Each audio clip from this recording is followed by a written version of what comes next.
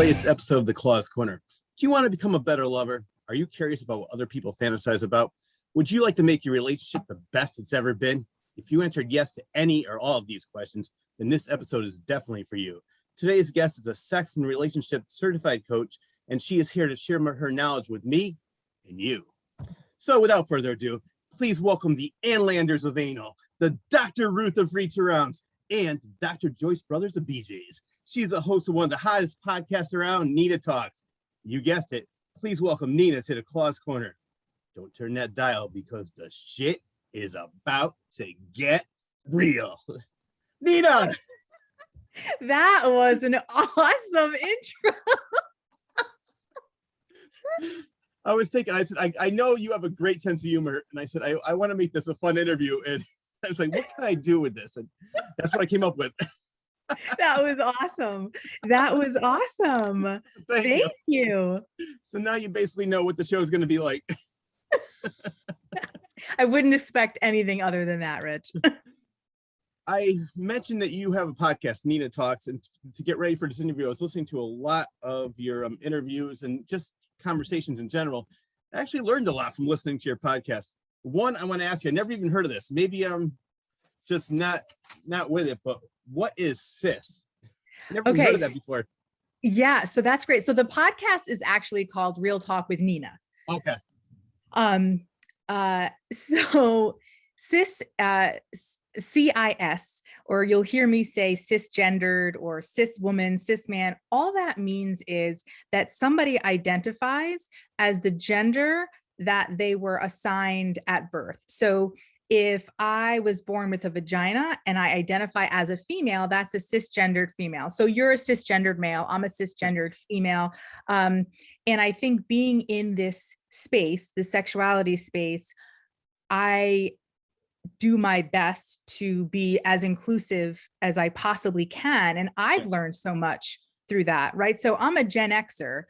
None of this was talked about, right? Trans and non-binary and gender fluid, none of it was talked about. I wholeheartedly believe it's been around forever. It's just that nobody ever talked about it or put a name to it. So for me, the more I learn, the more it's me practicing, like, okay, this is new for me. I have to, it would be like if somebody kept referring to me as him, I'd be like, what the hell? Like, I'm not, what are you doing? So I kind of take that and I turn it around, like how awful and frustrating and traumatic, I'm sure at times that it could be for somebody to be misgendered or whatever. So that's what cis means. It literally just means whatever, your biological sex, your vagina or penis matches the gender that you identify as. Great question, Rich. I get that a lot. You're not the only one. I wanted to start off with an original, but I still have another good 3-4 hours to go. I want to go back to Nina, the early years, because I know where you are now, but I want to learn how you got to this point. So as a child, were you an extrovert or were you introverted? Did you like to play doctor with the neighborhood boys? I mean, how did you get to where you are now? That's a great question. And I feel like we could spend 4 hours with me like unfolding that whole story. So I would say anyone who knows me would probably classify me as an extrovert. However, they would be wrong. And it's fascinating because my father and I are the same way. And we've talked about this as adults together. Like my dad was an all-star athlete, which I'm not, but that's not the similarity, but he is an attorney. So, he speaks for a living. And however, the two of us are so okay being alone. I don't ever get bored. I'm that person that if nobody invites me to like another holiday party, I am so okay with that. It takes energy for me to be social. And, I really love the internet and social media because it allows me to be social without doing all the extra work of actually having to, speak to people in person. No, you know why it's funny? Because growing up, I was very introverted, but now since probably, I don't know what happened from 16 on up. Actually, they sent me to a school psychologist in 8th grade, and they want to know why I was so shy. And I don't know what he said or what he did, but I hope he got a promotion, because now I won't shut the fuck up. But I'm just like you though, because when I go out, I have a great time and I can talk to anybody. But a lot of times I'm like the most introverted extrovert. I like being alone. I don't really care if I see anybody. I'm just like you. I am never bored. I have so many interests, and I love doing things on my own. That's why when I, like right now, I have a girlfriend, and I love the fact she's independent as well. So I love when we have our alone time. That makes our time together even more special, because I cannot stand people that are, I mean, it's just my opinion. I wouldn't want to be like this, stuck at the hip for everything. I think that she should have her own life. I have my own life. And then that makes what we do together so much better and so much more special. So I am just like you when it comes to that, where I'm like, oh, I really don't feel like going there. I'd rather just sit home and do nothing. Yeah. Yeah. And I literally have said I'm an introverted extrovert. The same label. I am energized by other human beings for sure. Yeah. And it takes emotional and mental fortitude and energy for me to get to that point as well. So I'm okay either way. But if I spend every single day by myself, like maybe it's because I'm a mom and I'm like, oh my gosh, like what it feels like to not be like, ma, ma, ma, ma, ma, you know? But I mean, I had to drive to Maryland recently, and it was like a 6.5-hour ride with the stops. And I love to drive. I love to be alone and drive. So I would say I'm the same. I'm an introverted extrovert, but I think most, if not all people who know me would be like, oh, Nina's an extrovert, but little do they know. Well, I like what you said in your podcast. You consider yourself a Gen Z, the Eeyore, which I think is funny, because I mean, just from what I can see of you, you seem very motivated. But I know you're self-deprecating, but yeah. I always laugh when you're talking like that. You're like, she does not seem like that at all. Like, I don't. But no, you know what? What I'm bringing up is that you were talking about, which I want to get into some of your interviews. You were speaking with a friend about writing a book. You're like, I really don't. Things I don't want to do, I'm just not going to do. And I like that. So that's like me too. I have many interests and I do those, but if something doesn't interest me, like, I really don't care about this and I don't want to do it. Yeah. I'm definitely, the quintessential fire starter, where I get excited about a whole lot of things. And then when I realize it takes work, I'm like, I mean, do I really enjoy this? Or, and so the person you're talking about, Karen, who was often on my podcast, she is the complete opposite. She is type A, former corporate marketing executive, gone author and life coach. And she has she left corporate and went to work, and she's on a gazillion podcasts now. She wrote a book. And I was like, I've been in this game years longer than you. And I am just not even remotely close to her the amount of energy she has. And I'm like, I said, if you're type A, I'm like type Z. Yeah. I'm like, I can sleep. Yeah, I'm totally like an Eeyore. I just can sleep for, whenever. I'll get up when I can get up, No, that's funny, because I could definitely, another thing I can agree with you on that. Like, I just don't feel like doing that. To where you got to where you are now, I want to talk about this because we were discussing this earlier privately. You grew up, and I'm sure you still have it, with OCD, and that sort of got you to where you are now. Let's talk about that. Yeah. So this is the dark, scary side of my life that was for sure the bane of my existence for my entire life. Yet at this point in my life, I see how that enabled me to be who I am today. And I know that sounds super corny and cliche-ish, but the best way I can explain it is, it's funny when people hear OCD, they think of, oh, she must be a germaphobe, or she must have a super clean house. I mean, if you saw my basement right now, I mean, it looks like I didn't get the clean thing. I got the germ thing for sure. But I mean, COVID hit and I was so fucking prepared. I was like, I've been doing this. You guys don't use antibacterial gel all the time. You guys, I have been doing, other than wearing a mask, I have been doing COVID precautions for 41 years. That's so funny. nothing changed about my life when COVID hit. I was like, oh, I have to wear a mask. Okay, that's like a little addition. But I mean, from never taking the item on the outside of the shelf at a grocery store because I assumed everybody had touched it. So to this day, I'm always taking one from the back. Even my kids pick up on it. They're like, well, no, mom wants the one from the back, you know? So I think people often use OCD as an adjective. Yeah. And I personally am not sensitive to that. I can tell you that it can be very upsetting to those who do suffer with quote unquote real OCD. So the difficult part with OCD that nobody talks about, and the majority of people truly that I've spoken to about my story are just blown away with what OCD actually can consist of. And it's dark and it's scary. And the worst part is actually intrusive thoughts. So intrusive thoughts, and there's so many subcategories of intrusive thoughts. I can share a few, but intrusive thoughts literally means thoughts that are not welcome. Every human brain is capable of having these thoughts, right? You're driving on the road, you hit, a rock, and you are going, oh my God, what if it was a baby? I have to turn around and go check to see if I just hit a baby, right?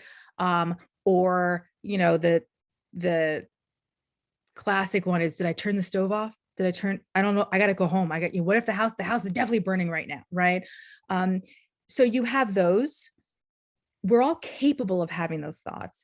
The difference is somebody with a brain that's wired with OCD cannot shut it off. There's no like valve that goes, that's ridiculous. You didn't hit a baby, Nina, like just keep going. Right. It doesn't stop. And it's, called people sometimes refer to it as the doubting disease. So OCD kind of preys on your most vulnerable fears, and usually the people that you love the most. So whereas, did I turn the stove off or not? Or, oh, I got to set my alarm clock to an even number. Those are legitimate, OCD spectrum thoughts. Yeah. Those aren't typically the ones that can be debilitating, right? So the ones that nobody talks about are subcategories like pedophilia OCD, which is intrusive thoughts about being sexual with children. And it's horrifying, right? There are people that can't go to kids' birthday parties because they're terrified. Now, there's a difference. These are not urges. It's very different. And this is why so many people with OCD don't talk about it, right? It is not an urge. It is literally a thought that gets produced in your brain, and it terrifies you, and you cannot get it out of your head fast enough. Very similar to, if Freud would have a field day with OCD where, oh, are you attracted to your mother? Are you attracted to your father? Right? Most human beings have had some sort of fucked up moment where they're like, maybe mostly when they're children where they don't know, but they're like, oh my God, like that's awful. I'm not attracted to my mom. We're like, what the fuck is that? Right. And they go on with their day. Yeah. Somebody with OCD can obsess over that for years. That could be one of their big, like, oh my gosh, I don't know. No, that's gross. Oh my God, but what if I am? Oh my God, but I'm not. And it's this mental, it's torture. I don't know any other way to explain it. There's sexual orientation OCD, which is another subcategory where you're constantly worried or afraid that you could be a different sexual orientation. And this goes all different ways. People that are gay could fear that they're straight. People that are straight could fear that they're gay. I went through that in college where I met my first friend, female, who was bisexual. I hadn't, again, I'm a Gen Xer. That wasn't a thing. We never really talked about it. And because I thought she was pretty, my head went nuts. Oh my gosh, what if I'm a lesbian? I called my mom. I mean, I wasn't a kid. I was like 17, 18 years old crying, Mom, I think I'm gay. Luckily at that point, my parents knew me and knew OCD enough. And she was like, Nina, I couldn't pay you to stay away from being attracted to men. So this is OCD, just roll with it. But I would cry. You feel completely out of control, and you're constantly questioning whether or not you know yourself or not. There's religious OCD. I'm not religious, but I had religious OCD, meaning I thought I was going to go to hell if X, Y, and Z. And it was this constant fear. There's legal OCD, where you fear that you're going to get arrested for something. So, for example, if you've ever walked out of Costco, not having bought anything, but you feel like when you walk past the receipt person with nothing in your hands, you're like, oh my God, I know he thinks I stole something because I don't have anything, right? Yeah. But somebody with OCD can feel that, and they'll start going, but what if there's something in my pocket? What if I did steal something and I just forgot? What if, and it just doesn't stop. So there's, I mean, so many, there's the contamination OCD, which is absolutely one of the most widespread and Yeah. easiest to talk about. You can imagine the difference between somebody's response going, oh yeah, I have a fear of getting, salmonella if I eat chicken at a restaurant, right? There's like no shame to that. They're like, oh, I mean, well, I guess it's possible you could get salmonella if you, but for someone to come out and say, oh, I have these intrusive thoughts about, having sex with a family member, that's really hard to say. And if you don't understand OCD, it's clear why somebody would judge that, right? But it isn't, I always say the difference is the typical brain has the capability to have all these fucked up thoughts, but it comes and goes like in milliseconds, whereas somebody with OCD, it just sits there.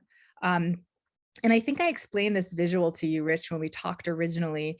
I went out to Las Vegas a couple of years ago and did a talk on OCD to a bunch of psychiatrists and therapists. And I explained it as somebody with OCD, it can feel like sitting in a movie theater and you're strapped down to the chair and your head is stationary because there's like a vice holding it, and your eyes are sewn open, and the most horrible human beings on the planet are the ones back running the video for you. So you'll have like a serial killer up there, a pedophile, a religious figure that, whatever religious figure that is, just like somebody with like germ sprayer, right?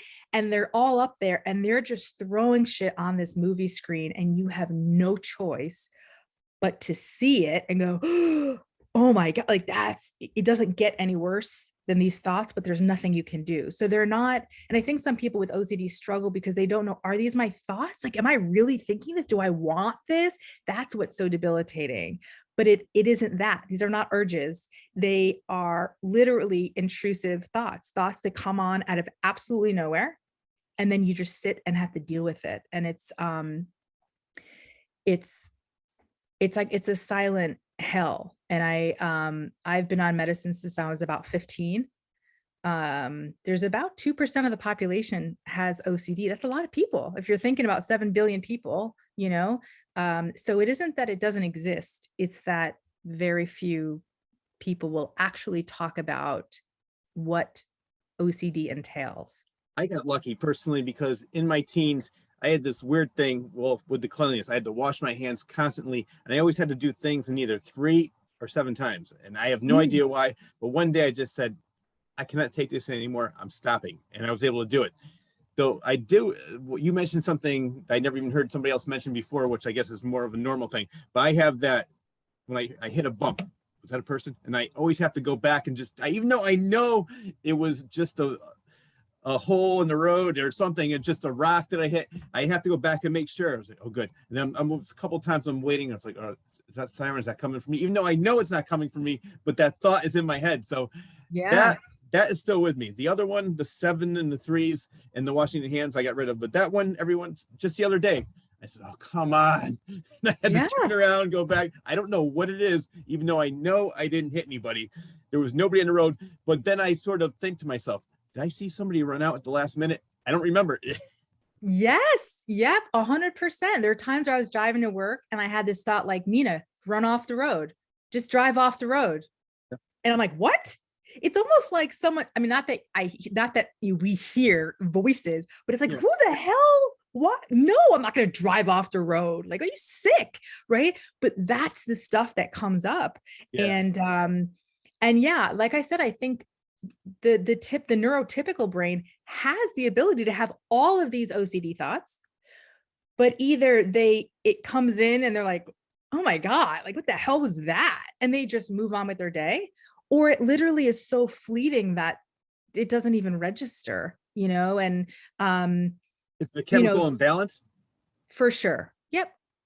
Yep, for sure. And it's basically like, yeah, it's like most the brain disorders, it's more of you're actually OCD and Tourette's are actually in similar, run in similar, friend groups. And it makes sense to me. I don't have Tourette's, but that feeling, that uncontrollable feeling to do something, to perform something, Yeah. is real. Like I get that. So you have compulsions with OCD as well. So you have the obsessions, which could be obsessing over something quote unquote normal, like, did I turn the stove off? Right. Then you have the intrusive thoughts that are like come out of nowhere. They're really not based in any reality whatsoever. There's reality based in, did I turn the stove off? Like shit, I absolutely have left the stove on in my life. That's not an unrealistic thought. But oh my gosh, do I want to have sex with, my cousin or my dog? Right. Those are out of nowhere. Yeah. And you're just like, ugh, what is that? Right. And then you have compulsions, and compulsions they're basically ritualistic activities that you feel the need to carry out to calm the obsession or intrusive thought. So I always had this obsessive fear of my parents dying. Again, normal for kids to fear that, but to the extent at which I feared it was the difference. And you remember those compasses where you had like the pencil Yeah. on one end and the pointy thing on the other? Was that it, or protract? No, a compass. Is that what you called it? I'm not sure, but I think protractor might be the correct term for it. I know what you're talking about. It's got the point, and then it's got the circle, and you can put the pencil inside it and you Yes. turn it around. I know exactly. Yeah. I Yeah, would say, whatever that thing is. whatever it's called. I know exactly what you're talking about. I'm sure my Whatever. viewers do as well. But yeah, it's one of those Yeah, things you put the pencil in, and it's very sharp. it is very sharp. Yeah. And so what I used to do is when I had a fear of my parents dying, I poked a hole in my windowsill, and that made me feel like, okay, if I poke a hole, then my parents would be safe, right? So there's no attachment to the compulsion and what you're obsessing about. So it wasn't like I was like, I'm going to go check my parents' brake lines just to make sure they don't get into a car accident, because that would like make sense, right? But poking a hole in a windowsill has no fucking connection to whether or not my parents survive, right? But that's, your brain just kind of comes out of nowhere, and you think somehow you're this all-powerful being that if I actually poke a hole in my windowsill, my parents will be immortal. I mean, that's the reality of how much power I have, apparently. Can you right? poke a hole in my windowsill, please? Right. So it's definitely He's under almost, the mat. I'll leave it there for you. Come in, even when I'm sleeping, just poke the hole and take off. yeah, it's almost, it can absolutely be like this narcissistic disorder where I really believe like I was the chosen one that knew all of this stuff that nobody else knew. And so I would worry about it. And then when someone was like, Nina, that's not going to happen, I'm like, but you don't know. Like, I know it's going to happen, but you don't know. And when it does happen, I'm going to be like, I told you this was going to happen. And so it's like this all knowing vibe that I had where, and then you have things that spike it, right? So 9/11 rocked my world. And it doesn't necessarily have to be associated with plane crashes. I still, to this day, I'm not super afraid to fly. But it kind of like makes a crack in your foundation to let any other anxiety stuff come in. So, it could have just been the threat of death in general. It could have been, when the Sandy Hook shooting happened, that town is right next to mine. And I had my daughter was young at the time. That messed me up for a very long time. I would drop her off every day at preschool, and I would have these like visuals in my head of what could happen, and I would obsess and obsess and obsess. There are times where I randomly kept my kids home from school because I just had this weird feeling that something's going to happen. And as an adult, right? Like I'm 41 and I'm so well aware of how the obsessive compulsive disorder brain works. So it's nowhere near as intimidating to me or scary. I'd like to say like I'm like on the other side of OCD, which is why I speak to people about it, right? But it's definitely what was I going to say? Talking about that, you're on the other side of it and it doesn't affect you like it used to because you know that it's not, it's all consuming, Right, but you have control, right. you're more control over it than you did in the past. Yes, very much so. Thank God. But yeah, I would have these visuals and try to kind of, you know, prepare if something like that ever happened. And I would go through these rituals of, like I said, I would keep my kids home from school. And it isn't that I wasn't aware I was being irrational. I totally knew. I'm like, this is fucking ridiculous. Like, no offense, but you actually don't and cannot predict the future or these catastrophic events, right? Um, but sometimes I've also learned to just not fight that battle. Not, it just isn't worth the anxiety for me to send them to school when I have those moments. It just wasn't. I was like, look, so they miss a day of school. I'm clearly like going through a vulnerable moment. They're not going to die from staying home. I'm not going to die from keeping them home. And if this is what satisfied me for the day, we'll just move on, right? But it's definitely a mental health condition that is severely misunderstood. And I'm sure people listening right now are like, what? That's OCD? Like, that's fucked up, And yeah, yep, it is. Depression's easier to talk about because, This it's could like, lead to depression. That's the problem because oh, for people with sure. OCD, which is great what you're doing because you're talking about it and you're making people know that they're not alone and there's Mhm. someone else out there that's going through the same thing, and so they can relate instead of being ashamed of it and not saying a word, and it's probably killing them even more. So I love the Yeah. fact that you and other people are talking about it now. It's a lot more common, Mhm. just like with sex when you were young. Nobody really talked about it, but now it's a lot more common to talk about Yeah. it, and it's out there everywhere, which we're going to talk about later. Do you Yeah. remember your first thing ever with OCD? Because you said you started off taking medication when you were younger. Do you remember the first thing you're like, this is weird. Why am I thinking like this? Um, I don't my mother remembers when it first started. I was about 3 or 4. And we were on the beach, she said, and I told her that I was hearing thoughts. I was only like, I couldn't explain to her. I kept saying, I'm hearing thoughts because they weren't mine. It wasn't like I wanted to think these horrible things. So I was telling her, she said that I was hearing thoughts that were really not nice, that were scaring me. Um, I don't remember that early, but she does. I'm sure any parent would remember that. I do remember, I would say as early as first grade, kindergarten, um, where I would absolutely have thoughts, intrusive thoughts, and then obsess over them. And one of my compulsions was confessions. And so I think a lot of times people forget that compulsions aren't necessarily, they don't have to be actual behaviors. A lot of them are, but one of mine, I would say the number one was confessions. I always had to confess if I had a thought, always. Which was brutal too, because thank God my parents, were as amazing and are amazing as they are. But every thought I ever had, I had to tell, like get it out of my head. And the best way for me to be met with the best way for me to kind of move through those moments after I would confess what I was thinking was to be met by someone who's a non-alarmist. Because you can imagine some of these thoughts are, as you've heard, like they're rough, right? And so to be met with like a lack of reaction was the most amazing, powerful, non-scary thing that anybody could have ever done for me, which is why I came full circle and do what I do now. Well, thinking of that, how did you get from that having OCD in your teenage years to now being a certified coach with sex and relationships? It was, you know, leaving off all the minutia ups and downs along the way.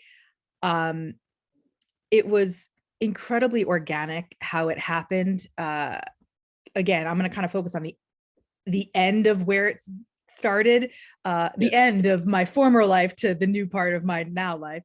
Is I was in network marketing for a while as a side gig. I was it was a company in the health and wellness industry, and and they're really big on going on social media and getting your name out there and getting people to really know your personality so they feel comfortable coming to you if they want a product, to buy.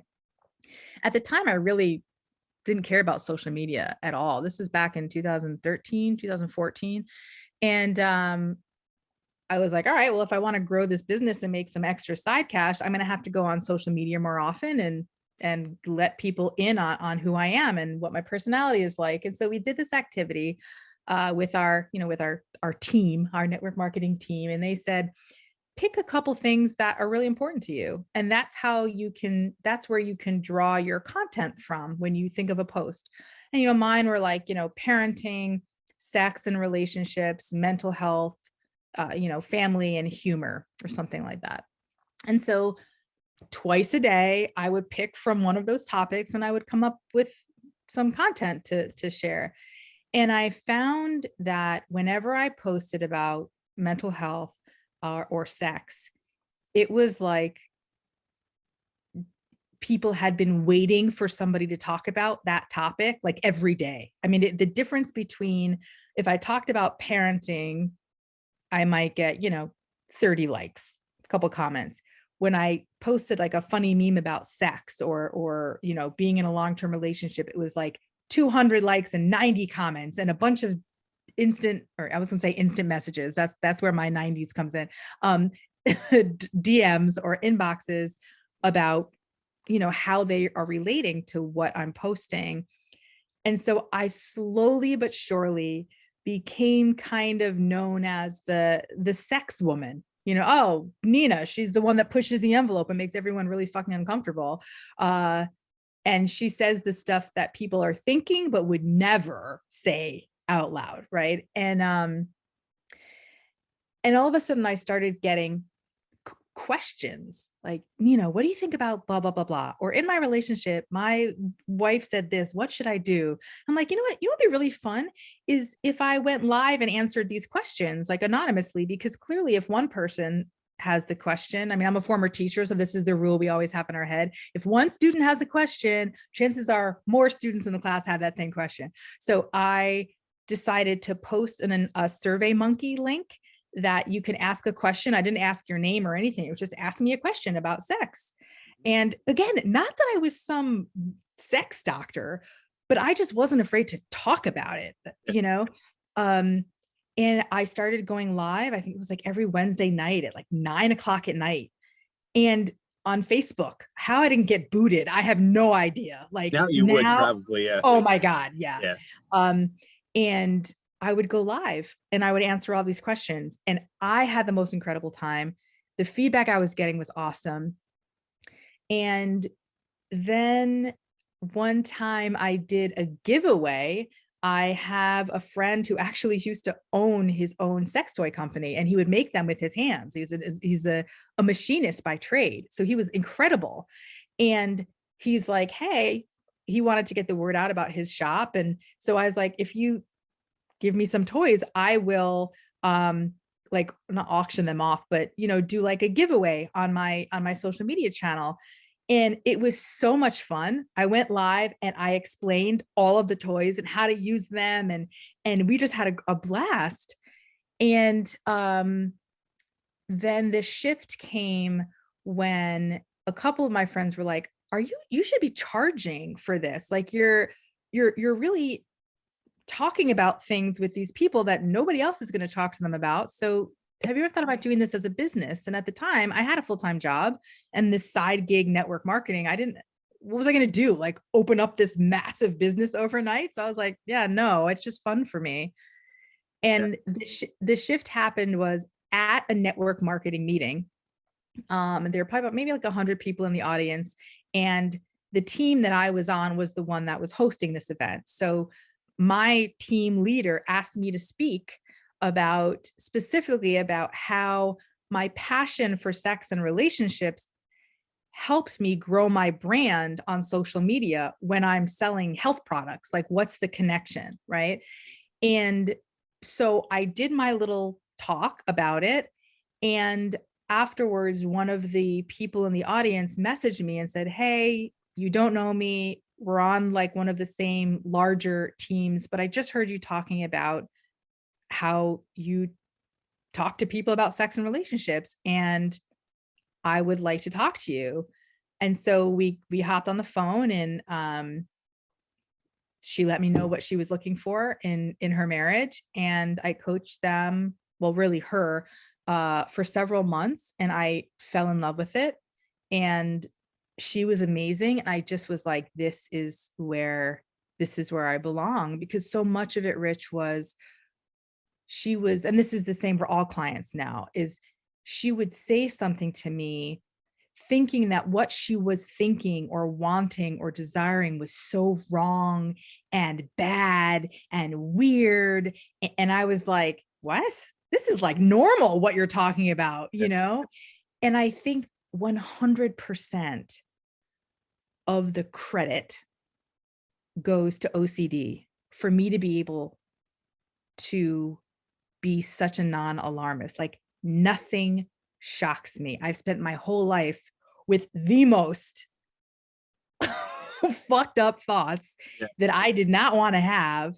And so, I mean, the types of kinks and fantasies and relationship structures and all of that stuff that people tell me, I feel like OCD brought me to this place where I can now be the space for other people to come to me with the most vulnerable. I mean, we don't get much more vulnerable than our sexuality, in my opinion. To tell me these things, and for me to be like, that's awesome, cool. Like, let's talk Yeah. about how we can, you know. And so that's how that morphed Yeah. towards the end there. And now I have, I mean, at this point, I'm coaching 10 different couples right now, which is amazing, and it can be exhausting emotionally, because I feel, so, I mean, it's not all puppies and rainbows, you know, but it's the most fulfilling thing I have ever done in my entire life. I think what makes you so successful is that nothing does shock you. You're very open to everything. You're non-judgmental, and you're very easy to talk to. So people can relate to you and they feel comfortable telling you anything, because you're not going to be like, really? Why would you think that? You're like, that's great. So I love that. And it's funny, because I'm a little bit older than you. I'm 53. So in the 80s, I was young, and I used to always watch Dr. Ruth. I loved Dr. Ruth because she was just this old German lady that would go on there and just say these things. And she wasn't being offensive. She was just saying it just like you, being honest. And that's what made her so popular. And I saw her documentary, and her start was similar to yours. Did you see that? Where she Yes. just did a radio show. It was only on Sunday nights at 1 o'clock in the morning, something like that. And people were like, when's that lady going to be on? When's she going to be on? And then it became a syndicated hit. She had her own TV show.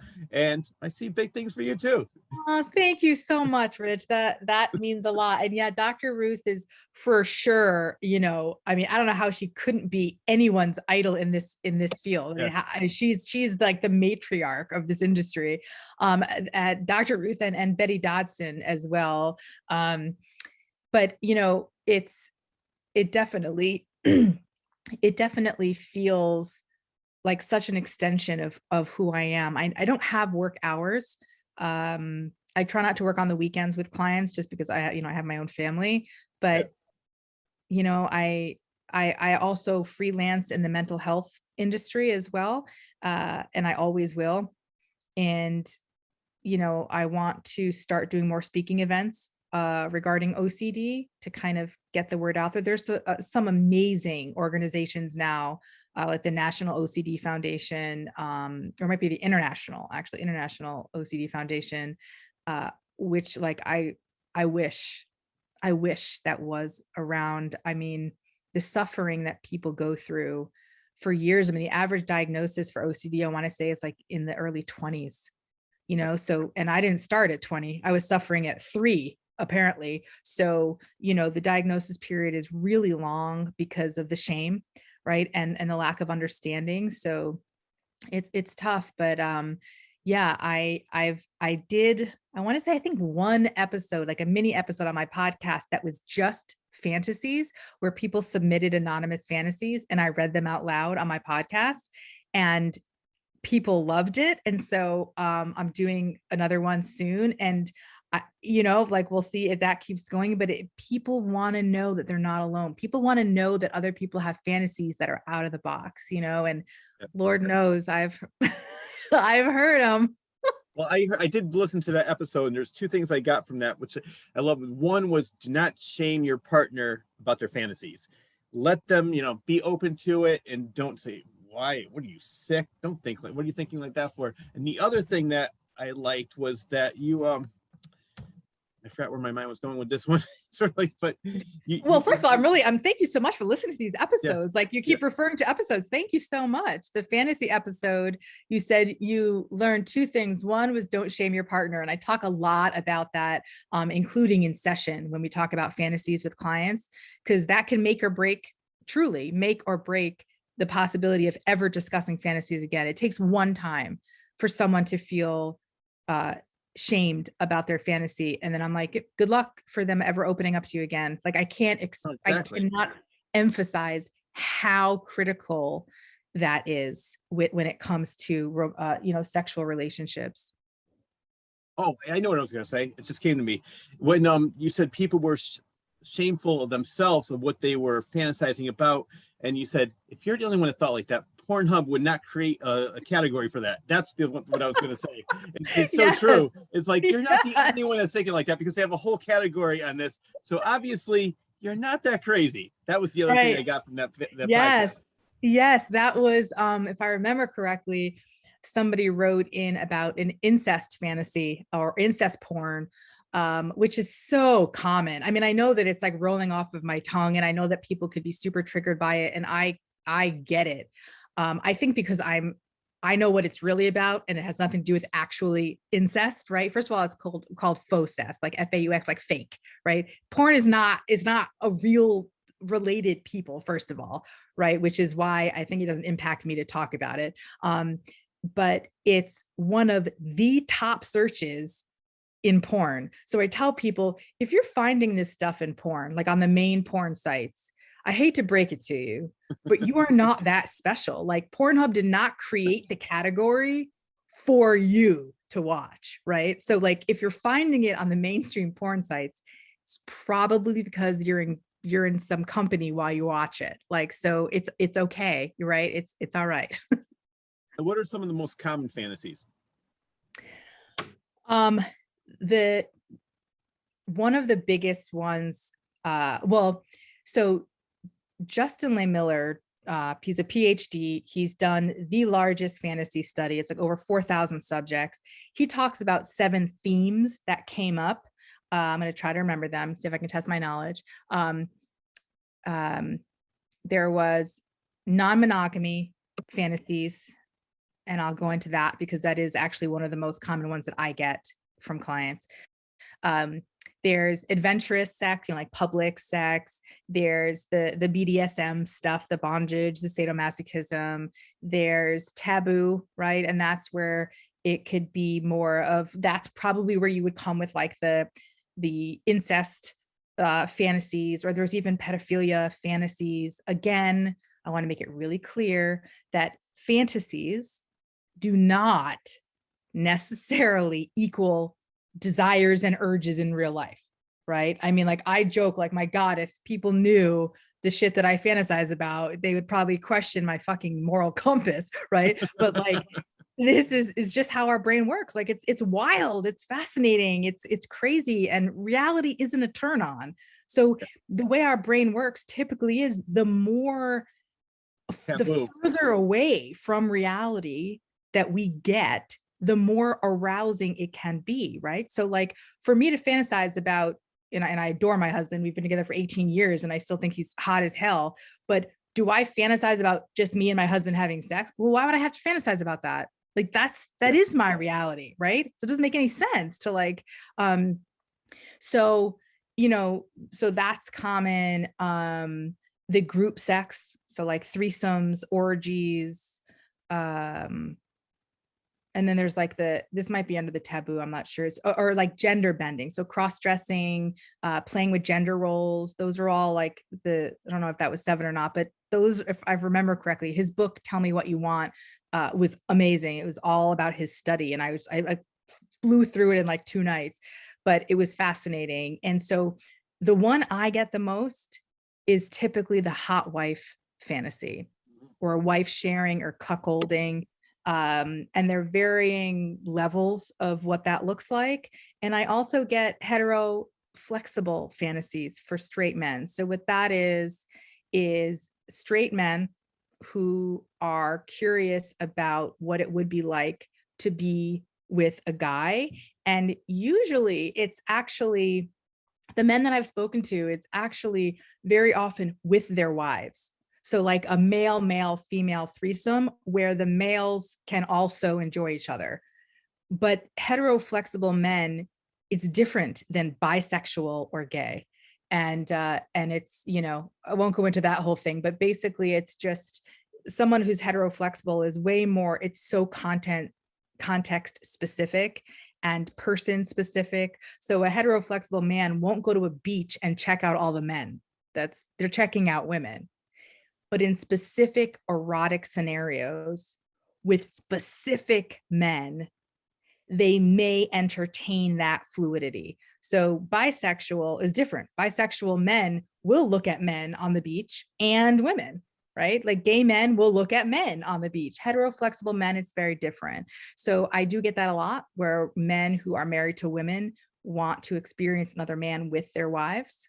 So I would say those are probably the two top ones. Yeah, I'm surprised by those two. When I listened to your podcast, I was surprised. Like, I'm just using this as an example, like saying having your husband with another woman. It's just, I mean, I don't know. Like, for me, I wouldn't want to see my girlfriend with anybody else but me. So that would never ever be a fantasy, and it definitely would not be reality. It's just right. And I'm not judging the fantasy. I'm just saying I'm surprised that was actually a fantasy of some guys. Like, why would you want that? But Yeah, like you said, you can't control how you think, and you can't control your fantasy. So right. yeah. Right. And it's there's a lot of men. So it's actually my top blog hit every single week. When I look at my website stats, I wrote 2 articles on my blog. Somebody wrote in, how common is the hot wife fantasy? And I wrote about it. And then there was another article, but like, if you type in, I don't know what if the search phrase has changed, but in Google, if you type in like hot wife fantasy, or whether it's 2 words or 1, my article is typically on the first Google search page. And when I look at my stats every week, that article is the number 1, 10 out of 10 times every single week. It's the same thing. There's some really cool psychology behind hot wifing and sharing your wife. And no, it's not for everybody, obviously, right? Nothing is, right? But, and I think that's another thing that I'm able to do is I don't have to, enjoy what my clients enjoy. I don't have to agree that it's hot. I don't have to, think I would do that in real life in order to help somebody through something, right? So like I've worked with clients that, have mixed orientation marriages where like one of them, let's say the wife is bisexual and the husband is straight, or the husband is bi and the wife is straight. As far as I know, my husband and I are both straight. So I don't have to live an experience in order to be able to wrap my head around what somebody could possibly be going through. I have clients that are really excited to try out their first gangbang. I've never been a part of one yet. I know, not yet, like I haven't been, not like. Yeah, Rich, can we wrap this up by 10:30? I have an orgy going on at 11. That yet was like, came at the wrong time. It didn't mean what you thought it meant. I have not been a part, the center of a gangbang, yet I can help, not yet, but yet I can help other people really have the important conversations around what could go wrong in that situation and what questions to ask each other. And so I think that would be like saying a psychiatrist or a therapist has to have the mental illness of the patient they're treating in order to treat them effectively. Like that's not the case for that either. So for me, I don't have to have gone through what you're going through. I don't have to want the same fantasies as my clients. But again, it might be because of the lifelong thoughts that I've had. I can pretty much wrap my head around anything that somebody wants to do in their relationship and be able to help them navigate it, because I think also with OCD comes anxiety. And the superpower with anxiety is that we've often thought about all of the bad stuff that could happen long before it ever happens, and it usually never does happen. So I am like the go-to person to think like, what could go wrong, right? Because I've lived my whole life like that. Well, what could go wrong in this situation? So if we're using the orgy, example, I know all the questions to ask, because in my head, I can conjure up 50 things that could go wrong unless you talk about it first. Have I ever been in an orgy? No. Yeah. And it doesn't matter yet, yet. But I am completely comfortable and completely confident helping somebody go through the motions of how to make that happen as successfully and productively for their relationship as possible. Guessing, and I'm just making a guess with this, especially with threesomes, probably a lot of jealousy that they never thought would exist before, when it was a fantasy, probably happens when it becomes a reality. They're like, oh, this isn't exactly how I thought I would feel. I'm guessing there's a lot of that involved. Yep. Yep. And so typically, because one of my favorite things to do, to be honest with you, is help couples navigate fantasies. Not only have that conversation, because a lot of couples don't have that conversation. Like, what are you actually fantasizing about? Right. Because I think oftentimes I really do feel like the female blows their male partner out of the water. Like in heterosexual relationships, I think our culture kind of touts men as the more sexual, person, and not true. Yeah. Not true at all. The majority of the fantasies that I hear from in a heterosexual couple, the wife usually knocks her husband on his ass when she tells him like, I get off to thinking about you fucking another woman, or like it's just that we're not encouraged to talk about being sexual, right? We're supposed to be like, only want monogamy, only want marriage, only want to cook in the kitchen, only want to have kids, right? And God forbid we talk about actually enjoying sex, like that's a big no, right? So usually when someone comes to me like, hey, we have this fantasy and we're not quite sure how to navigate it, that's probably one of my favorite things to do, because again, I have this unique capability to think of everything that could go wrong, or at least most. I mean, obviously I can't think of everything, but so we do it progressively. So instead of, for example, if someone said, let's use the heteroflexible situations. Let's say that the husband and wife come to me and say, my husband's really interested in being with me and another man, but I have no idea how I'm going to feel about that. And I'm scared, like, what if I look at him differently forever and it ruins our marriage? And look, these are legitimate concerns. Like, I get it, right? So I would not say, okay, well, tomorrow night, pick your guy and go have sex with him like that. It could be a year, maybe 2, before they actually go ahead with it, if they actually want to at that point, right? So some of the progressive things might be, why don't you just start watching, bi porn first? Just do that. Just see how you even react to the visual of man on man action, right? And then it might be, start talking about it while you're having sex together. So using the fantasy dirty talk, not just the oh baby, but like, bring in that other guy mentally into the bed and talk about what you want him to be doing to your husband, or what you want your husband to be doing to him, or have your husband talk about what he would want the guy to do to you or him. We kind of like take small steps. Maybe you go to a gay bar with your husband.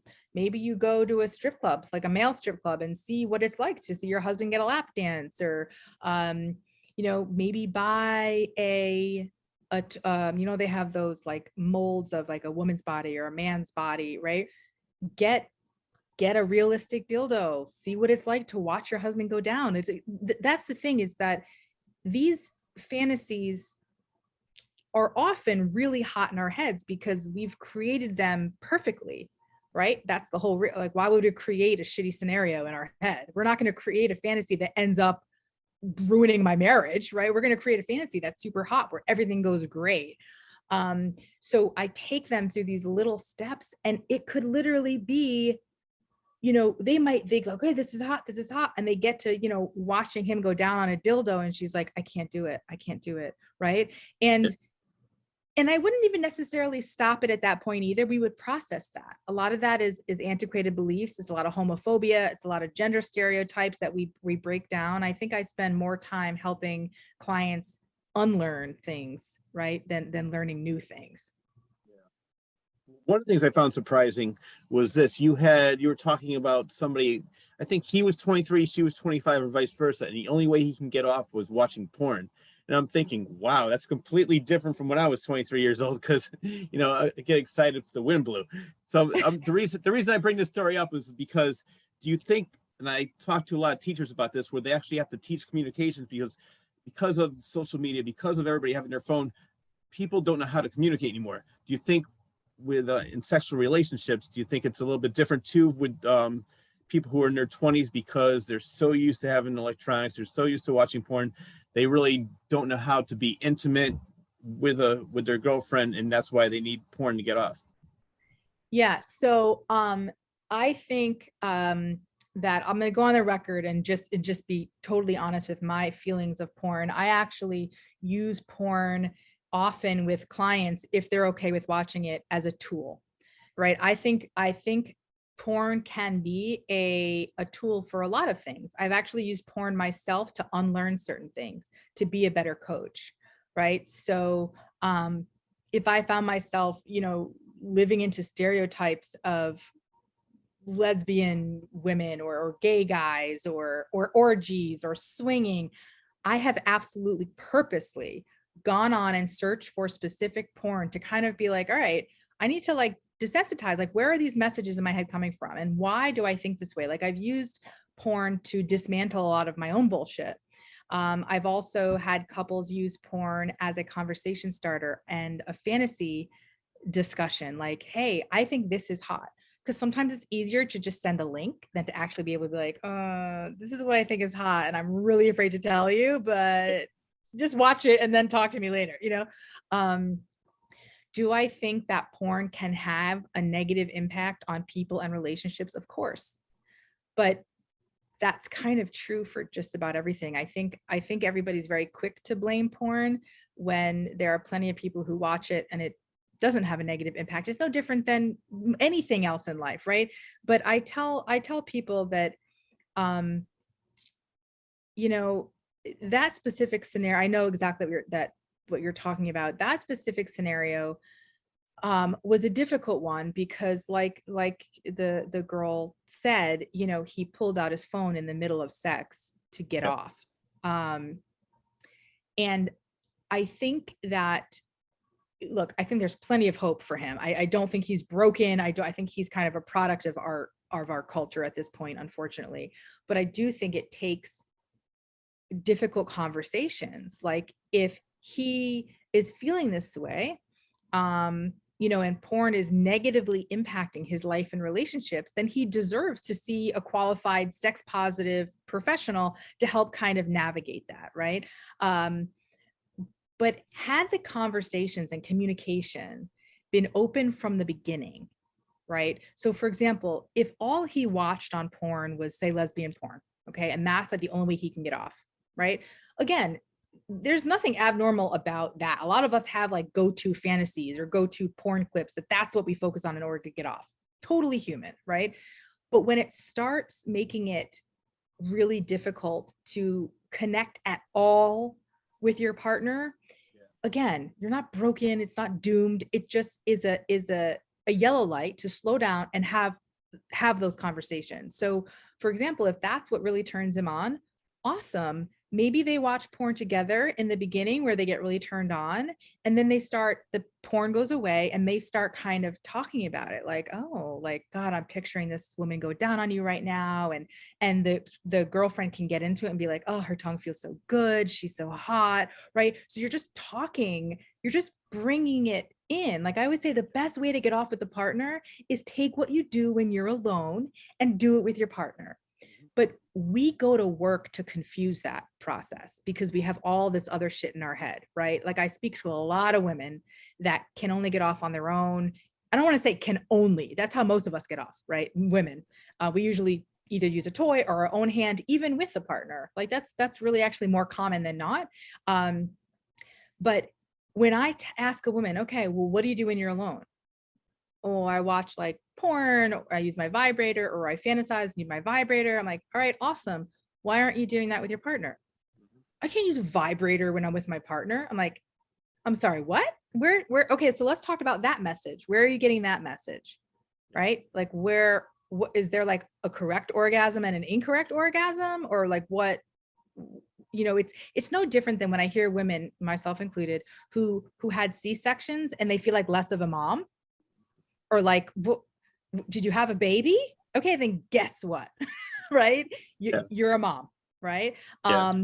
People who adopt children are moms. So it's messaging that gets in the way of taking your masturbation habits and bringing it into with your partner.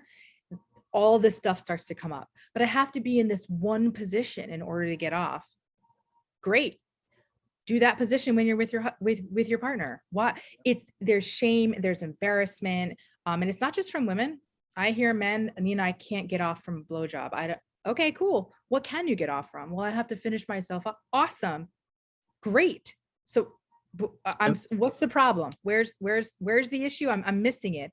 But the issue is societal messaging, right? Men should always be hard, be able to go for hours. Side note, no vagina wants penetration for hours.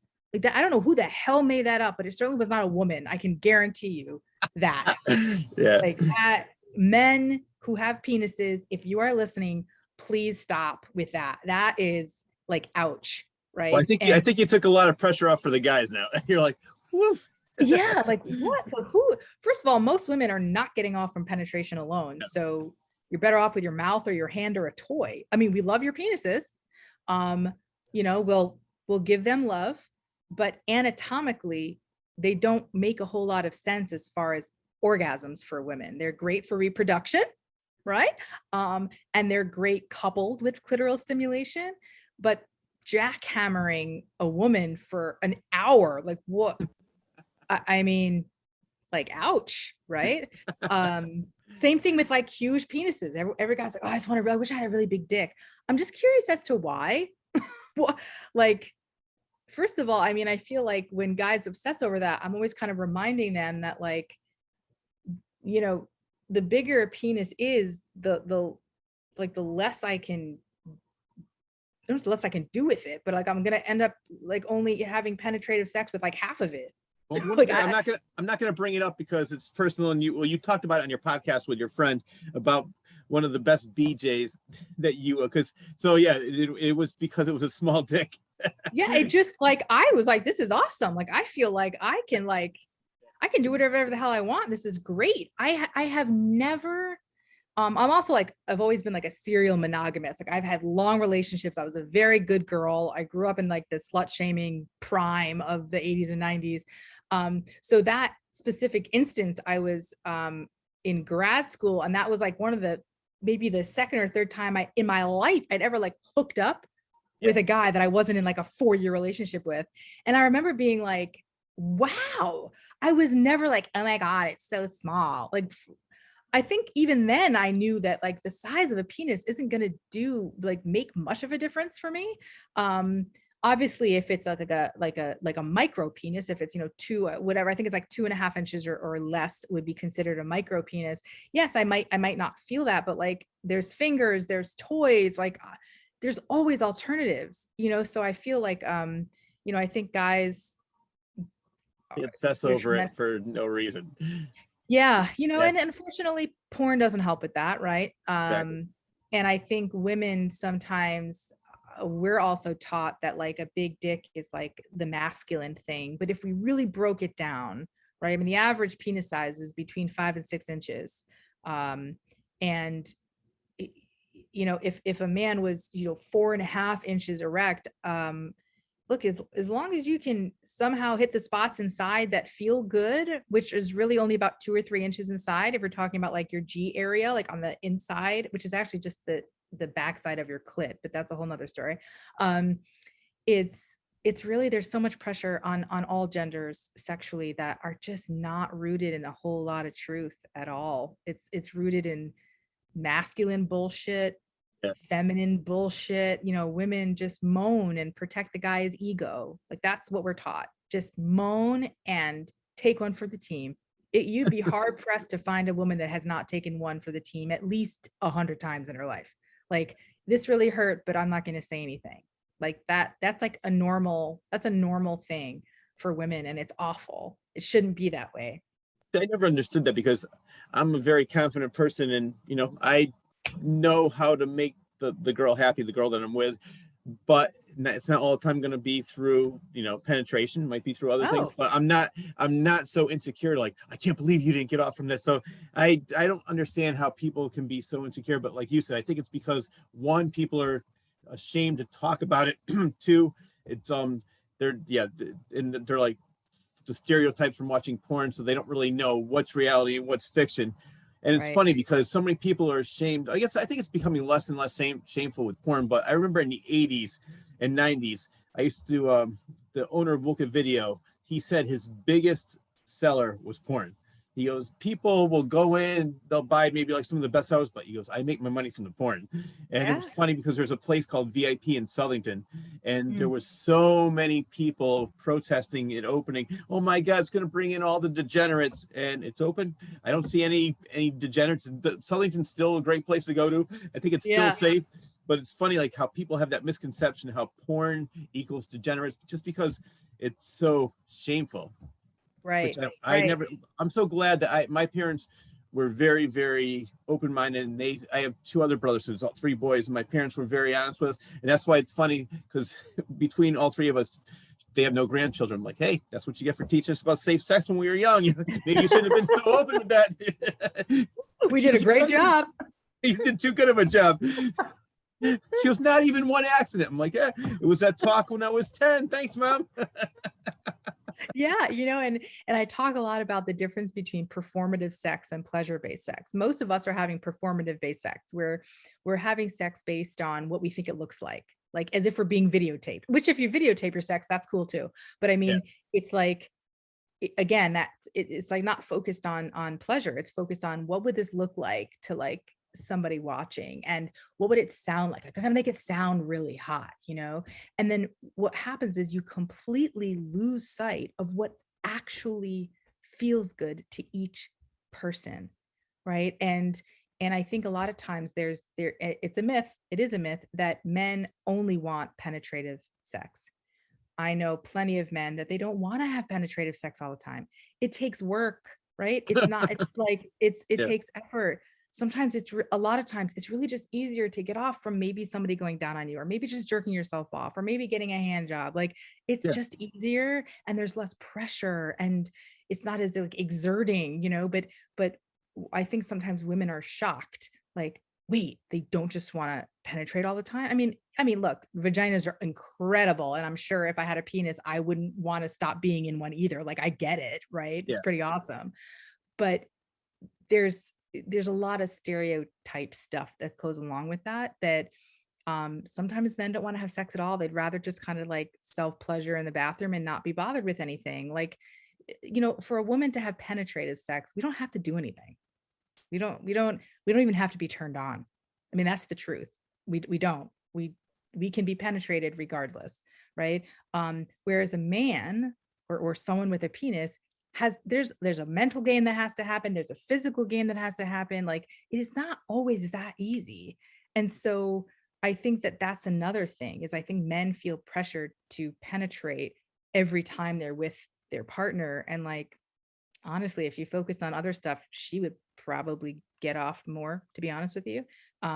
So I think that Hmm. there's just so many myths to kind of bust when it comes to sex. That's why I learned listening to all of your podcasts that communication is key. And a lot of people don't communicate and they don't really know what their partner wants. And if they actually talk to them, as you mentioned several times in this show so far, you're like, wow, really? I didn't know that.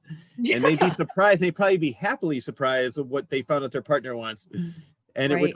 would make their relationship much more, they'd make them much more closer in the relationship. And they'd probably have a hell of a lot more fun Yeah. Oh, for sure. And I'll instead of ask doing what's questions. expected of them and not what they want. Right. And I would say the majority of couples will, especially heterosexual, will do what they think they're supposed to do without taking into consideration, like, hey, you know what? I don't want to be penetrated. Like, I'm like, just I'd rather you go down on me, or I'd rather just you use a toy on me, or I'd rather just use a vibrator and kiss you. I'll get off like that.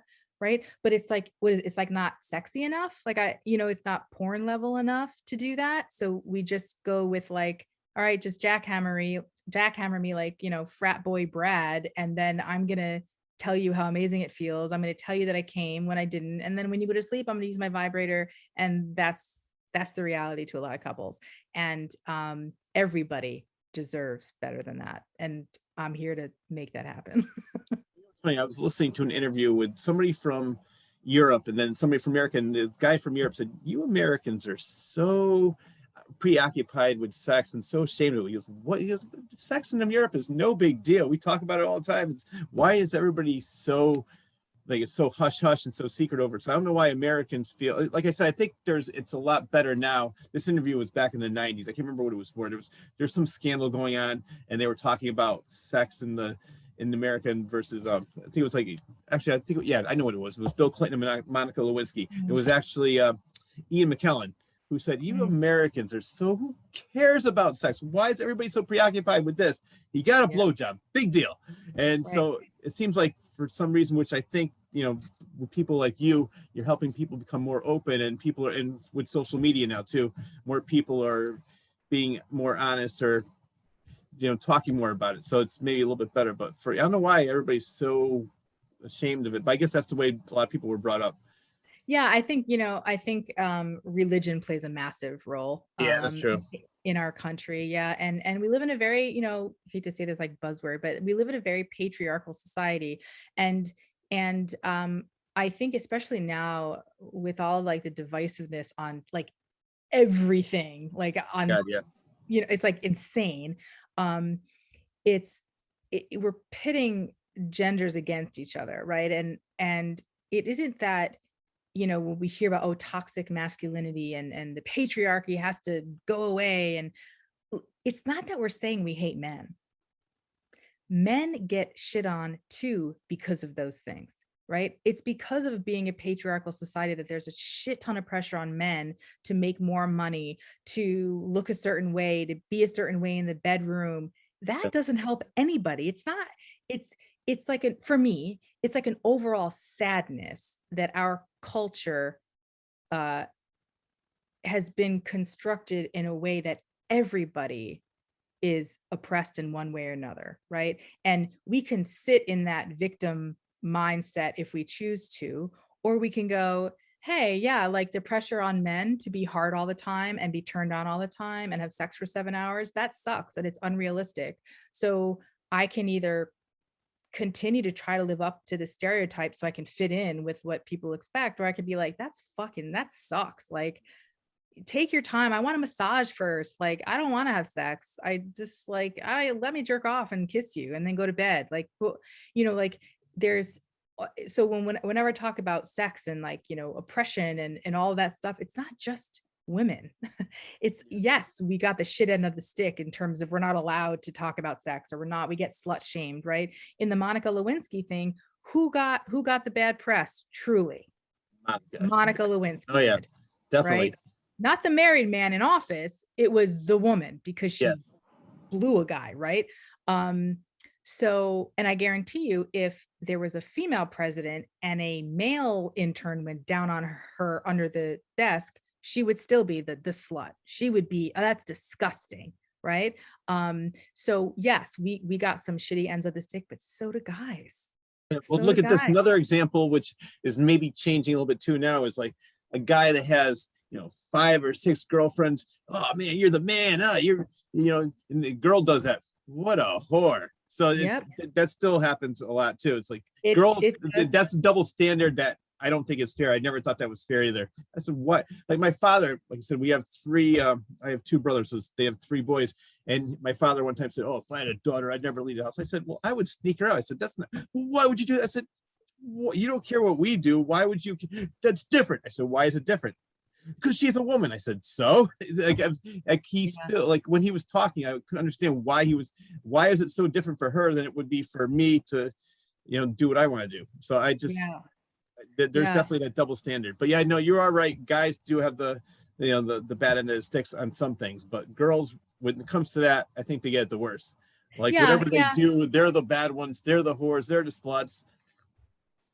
Right. And it's like a girl, and like a woman could have sex one time and get pregnant and she's a slut. Like I look at these high school girls, the only difference between the high school girl that had sex and got pregnant and the high school girl that didn't is that one of them had better luck. Right. But the one that's pregnant is a slut. How, I know. like I know someone who got an STD when she lost her virginity. But because she had an STD, she was a slut. She had sex one time in her life at that point, He right? probably got it from the guy who had sex with 12 or 13 women. But he's a player, he's a Yeah. stud, right? So it's, I do believe, I really do think that millennials actually have been changing the level of female empowerment when it comes to sex. And I know people have their fair share of things to say about millennials, but what I will say in terms of how it affects my career is that I think millennials kind of are continuing to especially the women, just really take ownership of their sexuality. I mean, women are, we're sexual as hell. We just are taught to just be quiet about it, and then you get into your 40s and you're like, what the hell was I wasting all that damn time for? Like I joke with my husband, I'm like, babe, I never had a hoe phase. What the fuck? Like, what? I did a whole podcast on this. Like, when I try to, like, in between my long relationships, I like made out, like I kissed some guy in college and I got mono. And I was like, really? You Really? slut. Yeah, I'm a slut. Yeah, I'm a slut. I got mono because I kissed some guy for the first time. Like, I never did the hookup culture because I was afraid that, because sex is for women is taught like all we're taught about is you're going to get pregnant, you're going to get an STI, and you're going to get slut shamed. Well, it's no wonder why women in their 40s, late 30s, 40s that come to me, I don't have a sex drive. I'm like, I don't blame you. First of all, you do. That's a whole other thing. Yes, you have a sex drive, unless there's clinically something going on. But Yeah. you spent the last 4 decades being forced to repress any kind of sexual urge you could possibly have. Like, yep, it makes sense why Gen Xers, like that's my main clientele is Gen X. It makes sense that we're all kind of starting to come alive now and kind of going, oh, I could have been doing this like 20 years ago, but we couldn't. We would get beat up by other girls or slut shamed or pushed in the hallways. Like that's how bad it was, you know? So I love working with Gen Xers because I'm just like, wait until you see what you're capable of. Just wait. Like when all, like now that all the restraints are coming off, like let's talk about, and it's a lot of times it's the women that are like, I want to open up my relationship or I want to try swinging or it's like, the jokes about, oh, you got to watch out for the Catholic school girls that go to college because they've been like, like restrained for all those years. And now they go to college and they're like, let's party, it's like the same for Gen X women. we were just kind of like in this shell for so long. And now we're like, oh, okay. Yeah, this is what I want to do. Yeah, I want to do this too. It's fun. I'm guessing you shattered a myth that I thought was real because I saw a TV show and they were talking about a statistic and they said that a lot of millennials are not having sex anymore. The more and more millennials. Is that true? Yes. Yep. Okay, that is true. Yep. And same with marriage with millennials. Why is that? So I was talking more about millennials being empowered and super knowledgeable. Like when I grew up, the clit wasn't even like on an anatomy worksheet.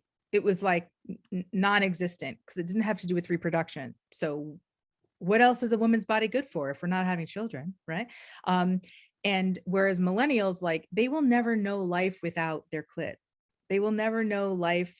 They actually know what an orgasm is and how to have one.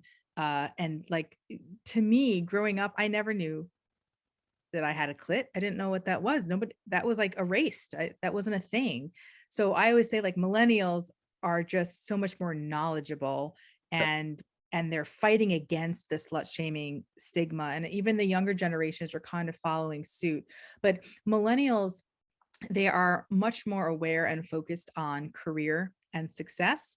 And they're seeing so much more of it at a younger age, where when we were growing up, uh, to be successful, you needed to be like a heart surgeon or like a real estate developer in like Hollywood. I mean, that was it. Now you've got people that haven't even not even gone to college, and they're Right. making millions. They're out dancing on TikTok and they're making millions. I was They're gonna say, I want to be an influencer. yes, yes, yep. I want to be a YouTuber. I want to be so the it's so much more in reach, at least in theory, for millennials to create a life that works for them. We were not encouraged to do that. We were encouraged to go to college, and you better be one of those core careers: teacher, doctor, lawyer, accountant. Like, that was it. That was your choice. Um, Whereas I feel like millennials are aware that actually marriage really helps the male more than the female, and having children impacts the mom more than it does the dad. And I'm not saying this is anything by choice. I just, logistically speaking, and what society expects from genders, that's just true. That's just the way it is. Again, are there dads that step up way more than moms and take on all the burden? Absolutely. Absolutely. But in general, Yeah. um, it's usually the woman who gets married, has kids, and doesn't think she's capable or able to follow her career path because she's the mom and she has to stay home. And, so I think millennials are picking up on this pattern, like, wait a minute, I can make my own money. I don't need a man to, Yeah. to help, whereas we were taught to get married. And I wasn't raised in the 1800s. Like, I wasn't raised that long ago. Yeah. Right. And it was like, you're going to get married. And I assumed my husband would make more than me. I assumed I would be taking care of children. That was like, I didn't even question it, which is mind boggling to me, because I never thought of myself as very maternal at all. I'm the youngest of, I'm the younger of two. And my sister was like my second mom, and I was like the wild black sheep. Um, but I think that millennials are kind of like, whoa, whoa, whoa, whoa. Getting married and having kids actually negatively impacts or could negatively impact my ability to create a life that I want. So I'm going to do that first. And then if and when I want a partner or children, I will deal with that later. But it's not, they don't want to risk this life that they now know they can create on their own. Whereas we didn't have that, we weren't given that opportunity or option. It just wasn't ever talked about. It wasn't like, hey, like, I tell my kids to this day, like, I have two young, 12 and 9, and I say, guys, find what you love to do and bust your ass finding a way to get paid for it, period. I don't care what it is. Make sure it's legal for the most part, you know but I'm realistic with them. Like, oh, I want to be a YouTuber. I'm like, let me tell you what actually goes into that, because it's not just what you see here, right? These guys are filming 24 hours a day. It's very difficult to have much of a life after that. And the amount of people that actually have to subscribe and follow and comment, and you to get that much money, it's the elite few. Like, it isn't like anyone who starts posting YouTube videos makes millions, but that's, Yeah. I think, what a lot of these kids think happens. Like, oh, I have to dance on TikTok and look at me, Have them talk to me. I haven't made a dime from this. I just love doing this show, but I don't make a dime from it. I'm just having yeah, fun. So yeah, I agree with you completely. I think sometimes the kids have this misconception, instead of working their way up to the top of president of a company or whatever, they're like, I want to go in here, I want to be CEO now. Like, I want the Mercedes, bring it around here. It's like, no, you just got out of high school. So that a right, lot, right. a lot of kids have that Yeah, misconception that they think they can just walk into a place and become an instant millionaire. It's not like that. right. Yeah. No, it's not. And I think too is that um employers are nowhere near as loyal to employees as they were, 50 years ago, and employees aren't very loyal to employers, and it's very rare that you find, some like someone our age that has been working for the same company for 20 years.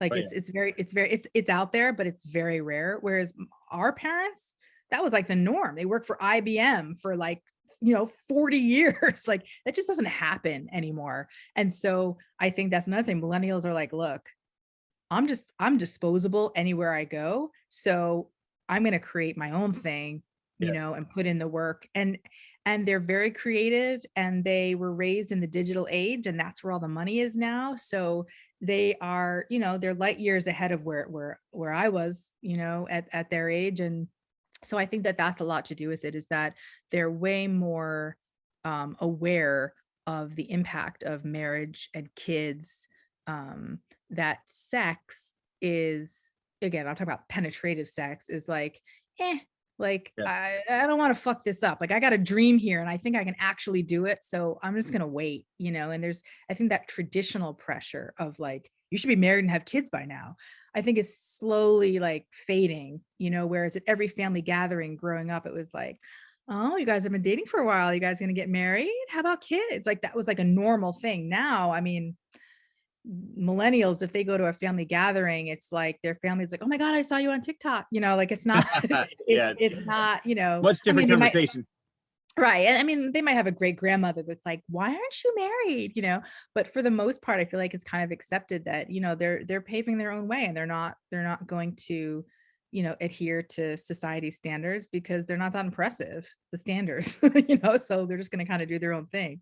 I can tell you a story, and this is why I always tell people. I said, I think that everybody, once they go on their own, they should live on their own for a while, create their own career, because you never know what's going to happen. There was a woman I worked with in the 90s. She was married. She out of high school. She got married. She had 3 kids. That's all she did was work part-time for her husband's company. 30 years later, he cheats on her, says, yeah, I'm out of here. She goes, Rich, I have no idea what I'm going to do. I have no education. I have no skills. I'm screwed. And Mhm. so I unfortunately lost touch with her. So I don't know what happened, but I hear stories like that.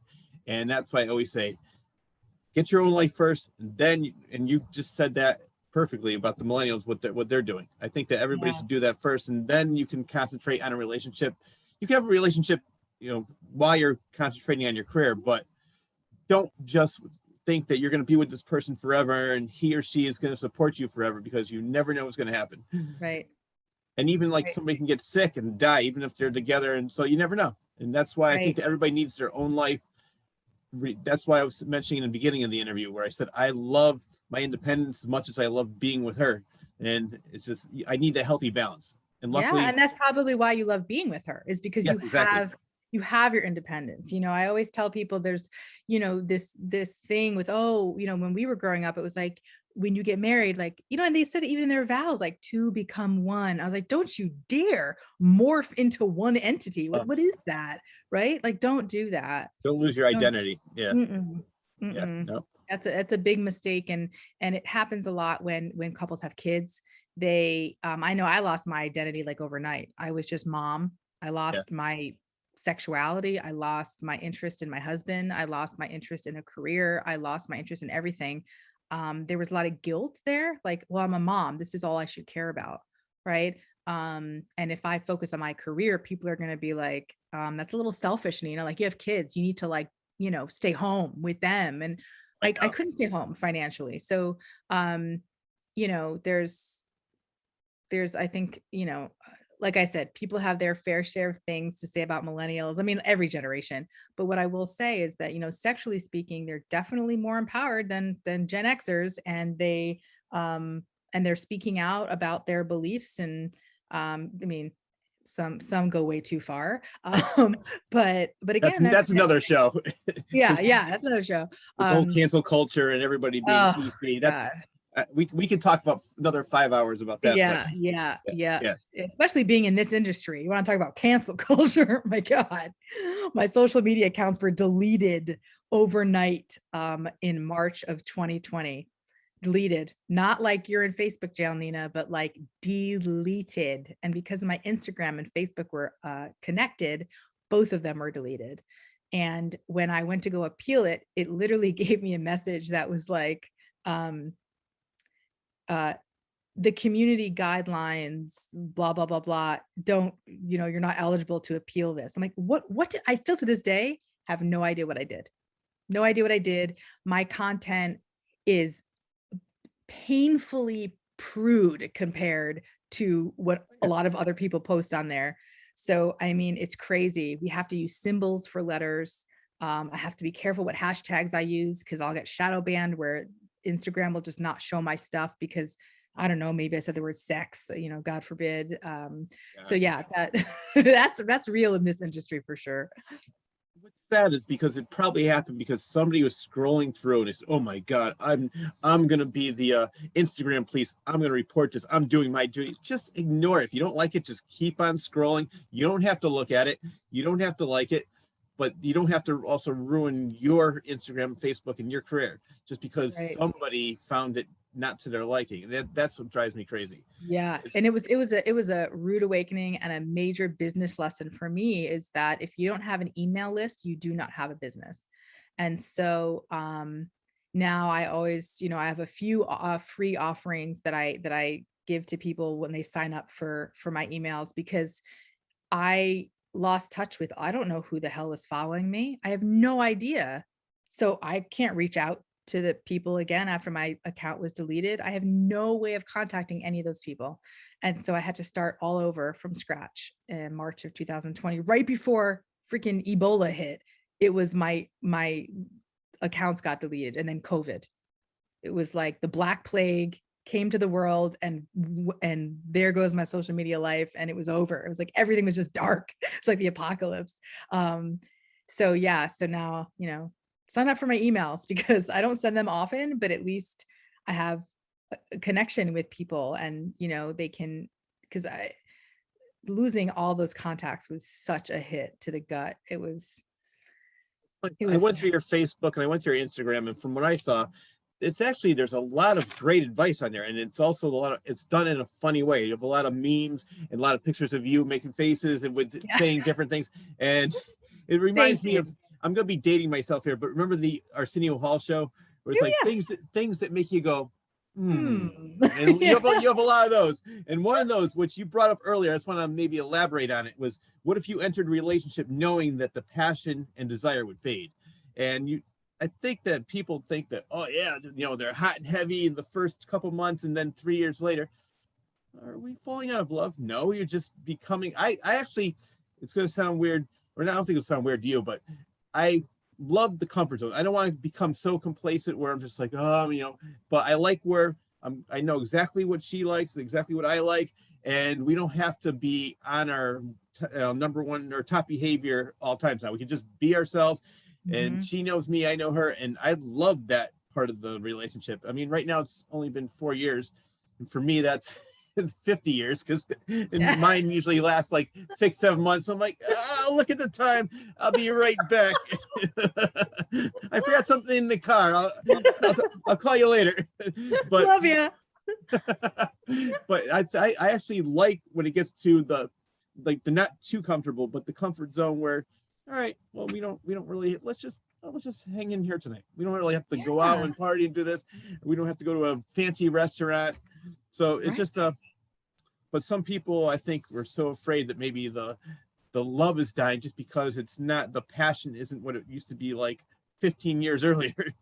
Yeah, yeah, you're absolutely right. And that it statistically women actually lose interest in monogamy faster than men, which I think goes against everything that we've been taught, right? But if you think about it, men tend to be happier when they get sex, right? They're just like, whatever, as long as she has sex with me, like I'm good, right? But women, again, these are generalizations, but they're based in truth. I thought you were reading my diary. It's Like, been yeah, 7 years. I'm still happy because she still has sex with me. Love Rich. Um, so, um, but for women, we actually tend to crave more of the novelty and I call it the mental fuck, right? Is very important to a lot of women. And I think so it's not so much, you know, are we having sex? It's like, what kind of sex are we having? Not just with our genitals, but with our mind. Is the sex just mechanical and like, okay, Yeah. cool, but like, where's the fucked upness? Like, that's what I like. I want the fantasy conversations. I want a buildup. I want sexting. Like, I like, make Exactly. it hot, make me want it, right? And so women actually get bored faster. And that's why when you hear guys like, I don't know, she like lost her sex drive. Yeah. Yep. And that's true. And not that she lost her sex drive, but just it kind of went into like, hibernation mode. And Yeah. so one of the big things that I do is help bring it out of hibernation mode by having the difficult conversations that people avoid. Right. And so I think that, the difference is that I think a lot of time, I'm not saying men crave bad sex. I just think that men Or typically, easily more pleased, I think. yeah, and I think men use sex to connect too. Like, it Yeah. isn't just physical. Like, I mean, you can make all the jokes you want. Are there douchebag guys out there? Yeah. But are there douchebag bag women out there? Yeah. Oh, yeah. Right. So I think men typically use sex to connect with their partner. And whereas a lot of women want the emotional connection and the mental arousal in order to have sex. So it's like you're coming at it backwards, the two of you, again, in hetero relationships. So Yeah. that's what can make it like, oh, she has no sex drive. No, she does. It's different. Like, I have a free webinar on sex drive types. There's spontaneous and there's responsive. Most men are spontaneous, meaning they don't really need build up or like some massive context in order to be turned on. It kind of comes out of nowhere and they're ready to go, right? Is it true for all men? No. But the majority, right, have spontaneous, whereas women are more responsive, meaning we actually require the build up. We require the mental stimulation for a while.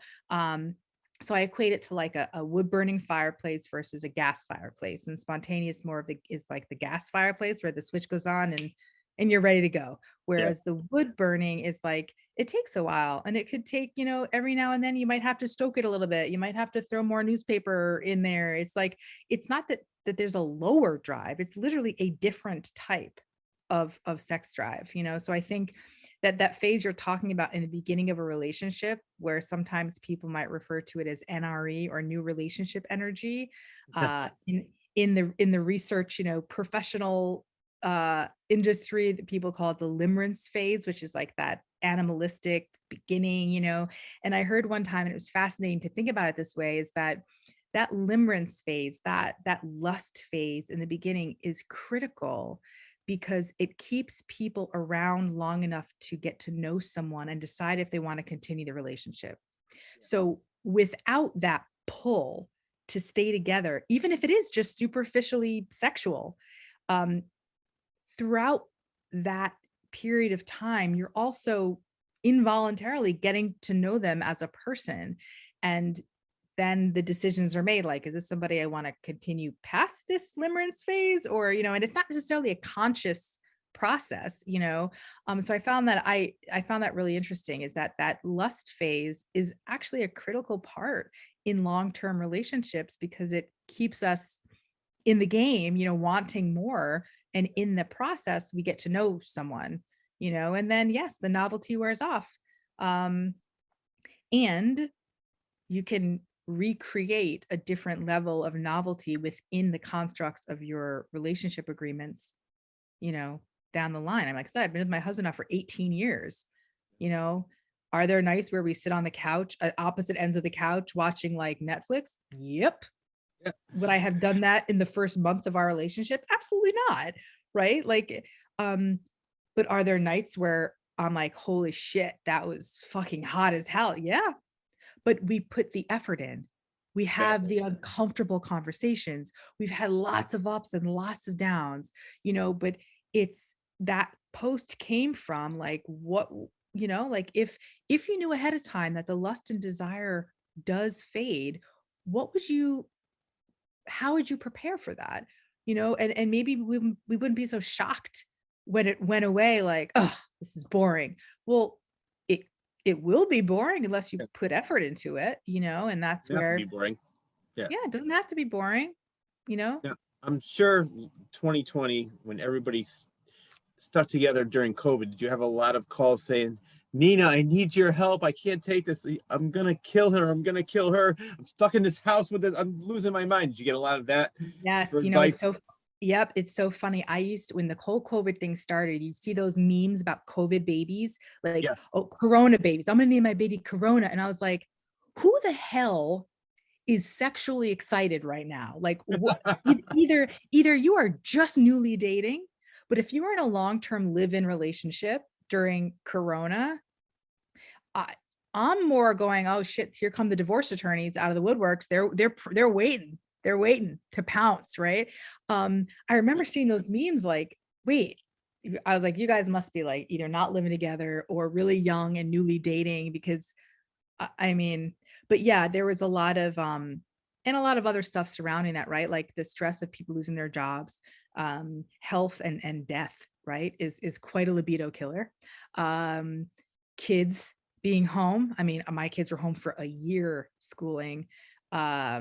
So that impacted my relationship with them negatively. Um, you know, there was a time my husband's a teacher, and for almost a year, all four of us were in the house 24 hours a day. He was teaching in the basement. I was working in my office while the other two kids, one was in the living room on her Chromebook, the son is in the other room. It was, you know, but again, I know better, so I had to do better. I would sit down with my husband and say, "Look, I know where this could go.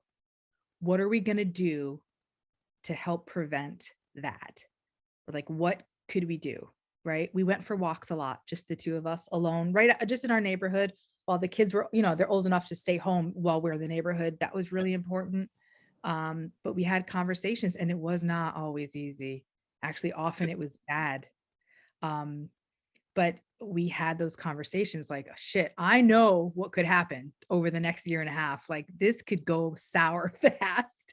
Um, what are we going to do? Right. And not to mention our own mental health, like our individual mental health, right? The two of us were a mess. I mean, like my anxiety was out of control. My husband is like, he cannot sit for a very long period. Like he's a go, he's a phys ed teacher. So he needs to go.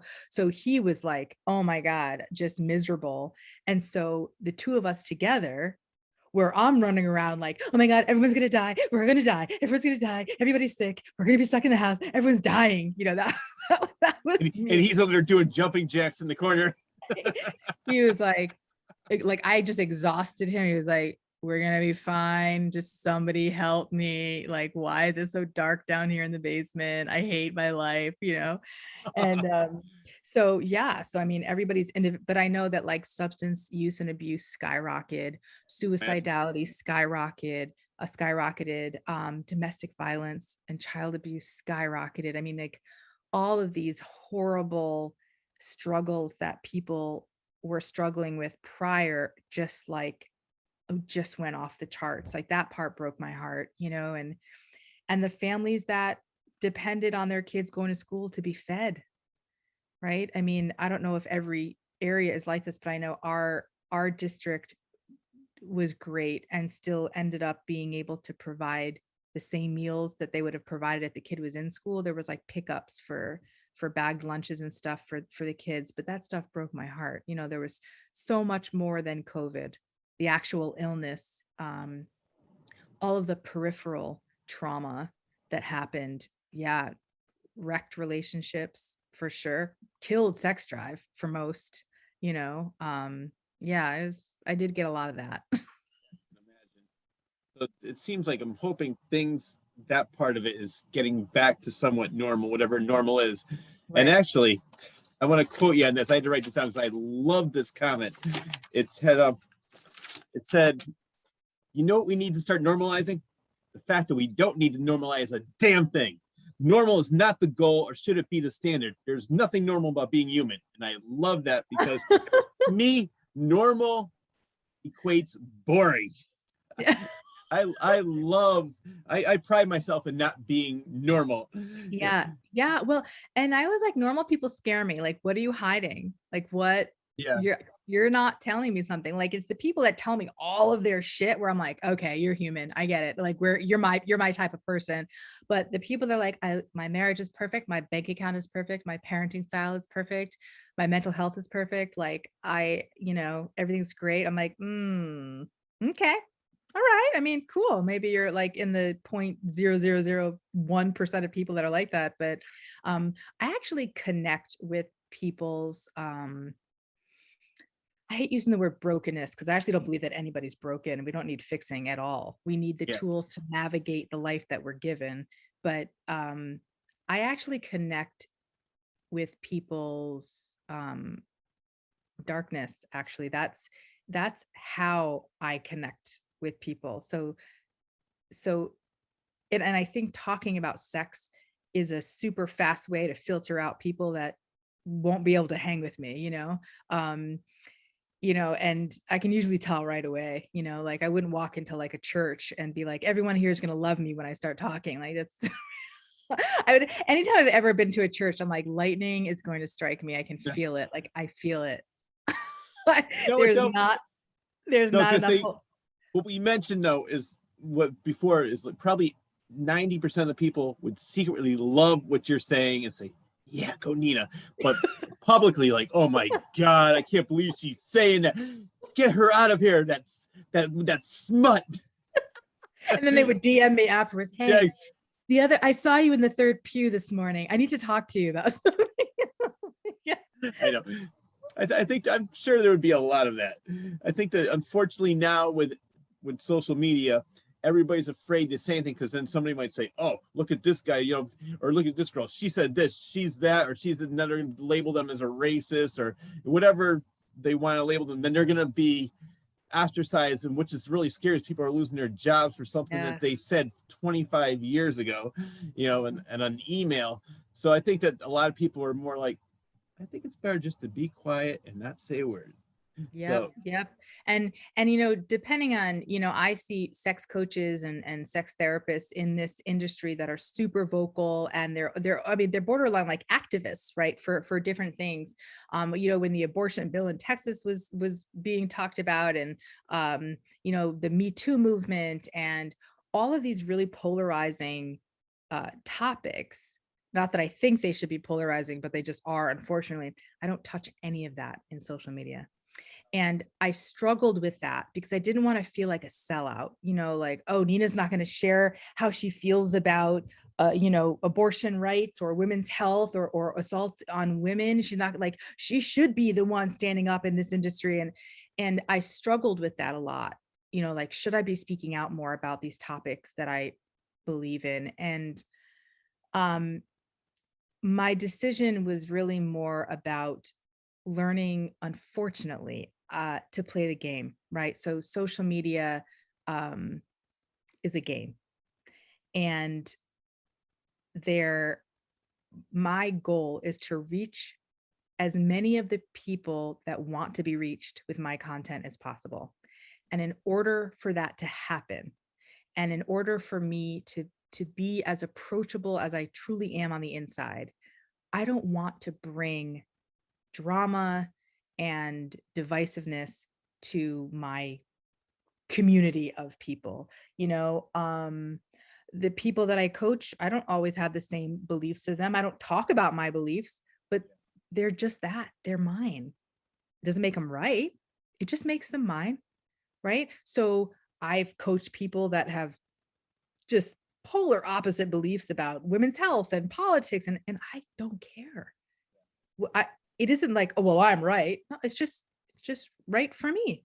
And I can, same with the vaccines, right? Like everyone talks about masks and vaccines and, I, I don't, I, all I care about is myself and my family. being healthy. That's, Yeah. that's, Yeah. and being healthy. And look, this is what I was saying before. I did get vaccinated. Okay. Um, my hope is that COVID doesn't take a lot more lives. Like that's my hope, right? But the way I feel about whether or not I should be vaccinated has nothing to do with the mom who is terrified to get her kids vaccinated because she's anxious about what maybe it'll do something in the future, or maybe I can empathize with that. I get it. I guess my point is I don't have to agree or think the same way in order to remain a compassionate, empathetic human being. I love that, because I think this should have never been a political or polarizing issue, as you said, because it's, I mean, look at the times, all the vaccines we had to get just to go to school. Mhm. Never once did they say, oh my God, they're taking away my rights, I'm not going to send my kid to school. It's like, no, get your shots so you can. And so I'm with you too, but like, I have my beliefs, and every once in a while I'll get to an argument with somebody, then I say to them, I said, we have so many other things in common. Why are we talking about this? You're Right. never going to make me agree with you, and I'm never going to make you agree with me. Let's just talk about music, movies, whatever Right. we have in common. There's so much more we have in common than we don't. And I've Yeah. gotten to that stage, but I know in the very beginning I'd get to these heated debates, and I just realized this is so stupid. Yeah. I said two words, who cares? Yeah. Yeah. But everybody got dragged into that, I know. and I'm also a Libra. And so I think, I mean, not to sound like I'm into astrology because I know nothing about it, but I do believe that most Libras that I know are very much like they don't want drama. Everything's even. Like, I don't want to bring any shit to the table. Like, let's just chill, right? Like, I'm like Switzerland. Um, so there's no one, my job on earth is not to get you to think like me. That Yeah. who the hell am who died and made me queen? Like I just I don't, you don't have to think like me.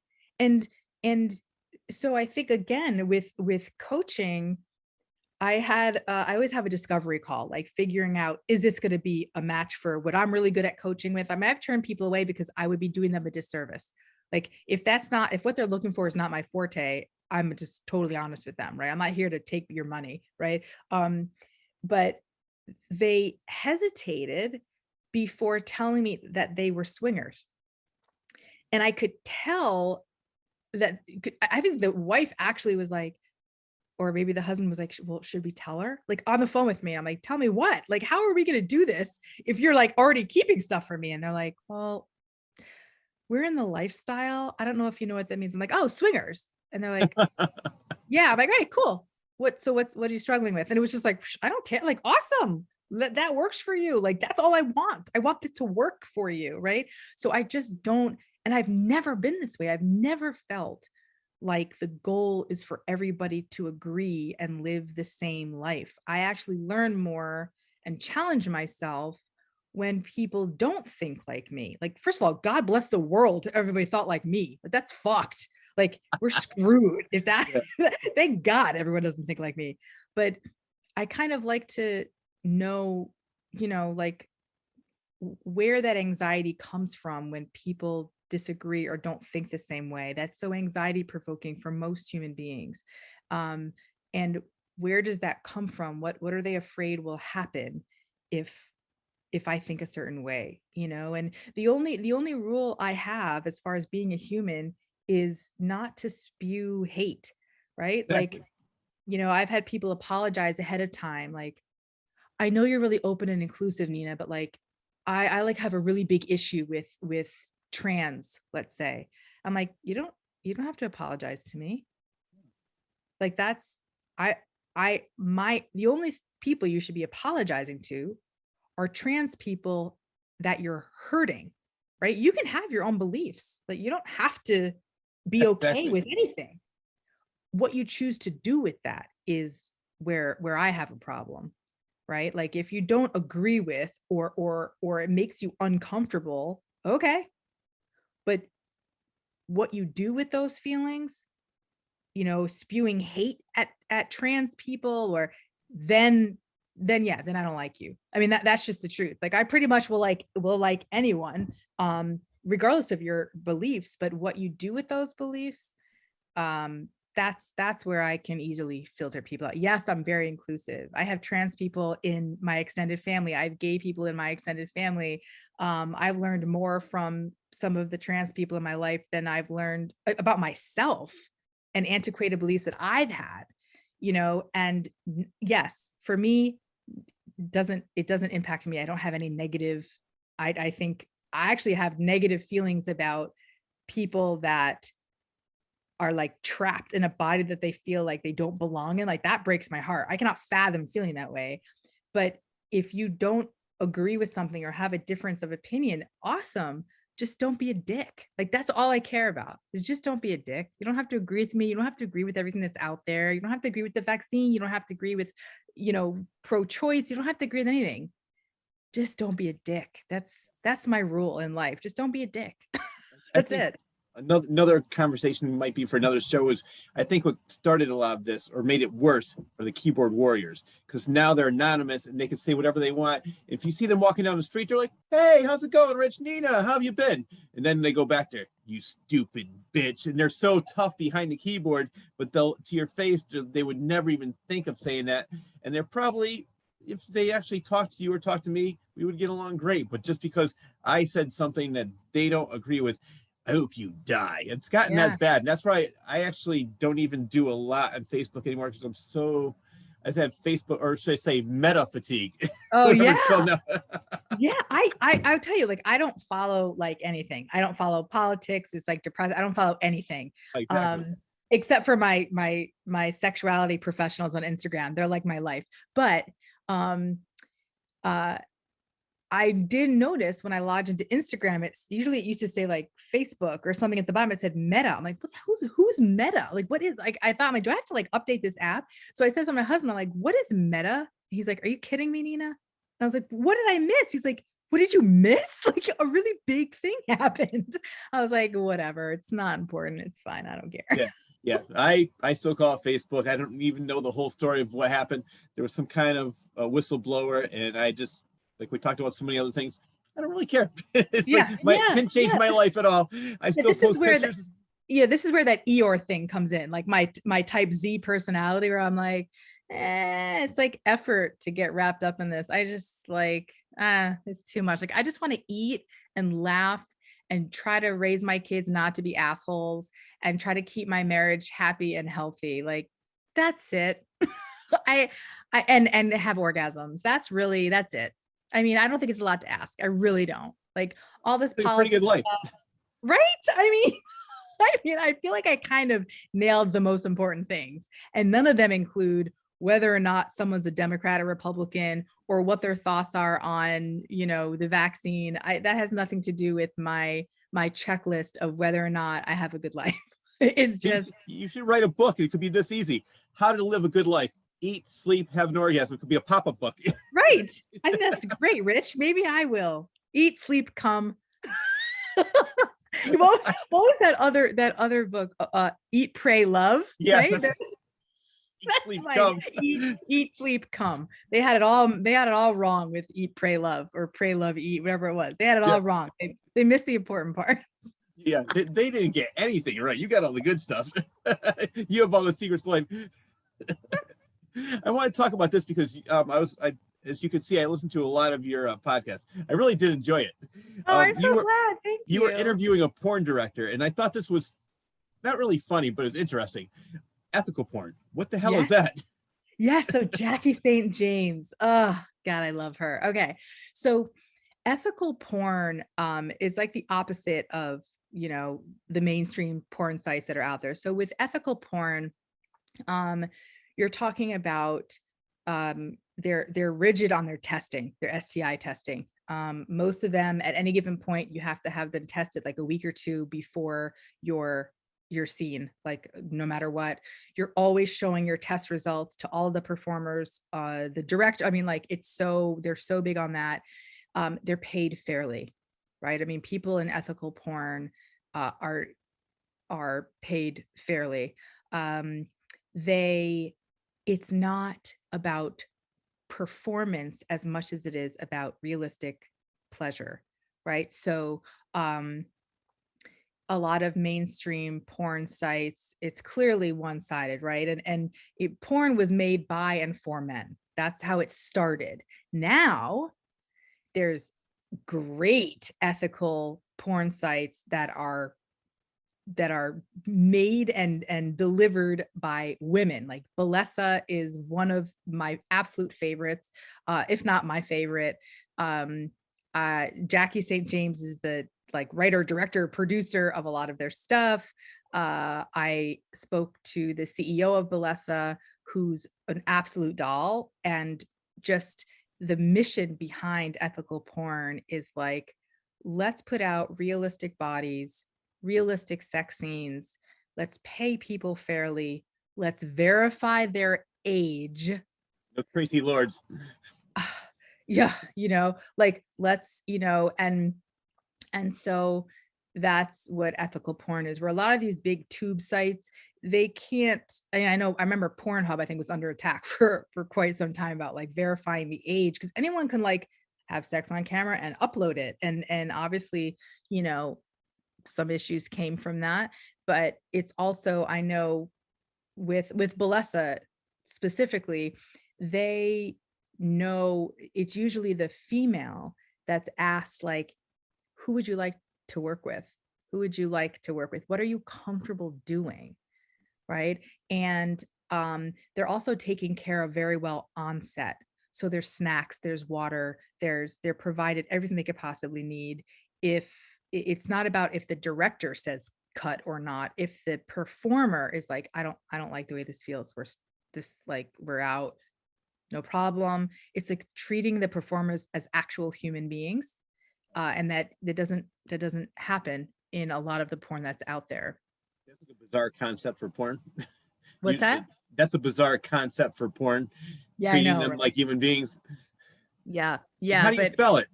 How do you, for people that are interested in, oh, because for I think you Balesa? call it Balesa the Netflix of porn, or the porn, Yes, so yeah, yes, the so porn of Netflix, or whatever it yes. is. Yeah. Yeah, the Netflix of porn. Yeah, so Balesa is BELLESA.co. Okay. It's they do have paid memberships, which is basically like pay what you can, which is amazing. And most of you can get a whole bunch of stuff for free, but you know what you're watching. People are not exploited. They know who they're working with. They agree to work with them. There's yeses and no lists. What acts I will do, what acts I will not do. They know that they care about their health. They're STI tested very often. They're fed and given water on set. It's an amazing shift in porn. And Balesa is really, they call it feminist porn. I think, unfortunately, our culture is kind of like shit on the term feminist to make it sound so bad, but it really just means, like, equality. Really, Yeah. for women, it's really not that bad of a term. But they say it's porn made by women for women. However, I've sent multiple clips to my guy friends, and trust me, it is not just for women. I think their marketing is like, hey, women, porn isn't just for men. That the porn that's out there just sucks. And it's like, a lot of women will watch mainstream porn like, I don't come like that. I don't get off from that. Like, what is even happening? And why is she gagging and vomiting? Like, that is not my real life. Like, so Yeah. so you'll see, like, in Balesa, they have, like, you'd be hard pressed to find a scene where there isn't clit stimulation, where mainstream porn, it's like penetration or nothing, there's not even always a cum shot in Balesa porn, which again is rare. It's just like focusing on pleasure and like what it actually looks like.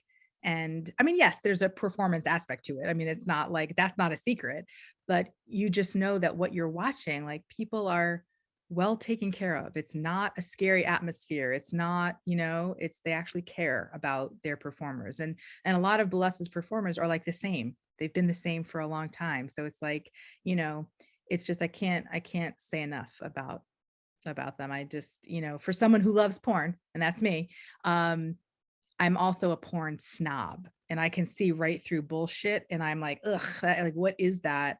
Even on the mainstream sites, I will only watch homemade porn, like the scripted stuff where, again, it's like where the frat boy Chad is jackhammering and she's like shaking. Oh my God, I'm coming.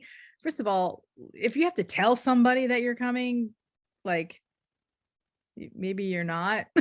Like, I mean, I don't know, maybe that's just me, but I just like realistic thing. Like, show me a woman that has cellulite, show me a woman that has something other than a flat stomach, show me a woman that has boobs like mine, not up to her chin, but like real, just like Yeah, I mean, more I'm sure realistic. there are, yeah, like I'm sure there are real boobs that are up to women's chins, and that's great, but that's not mine.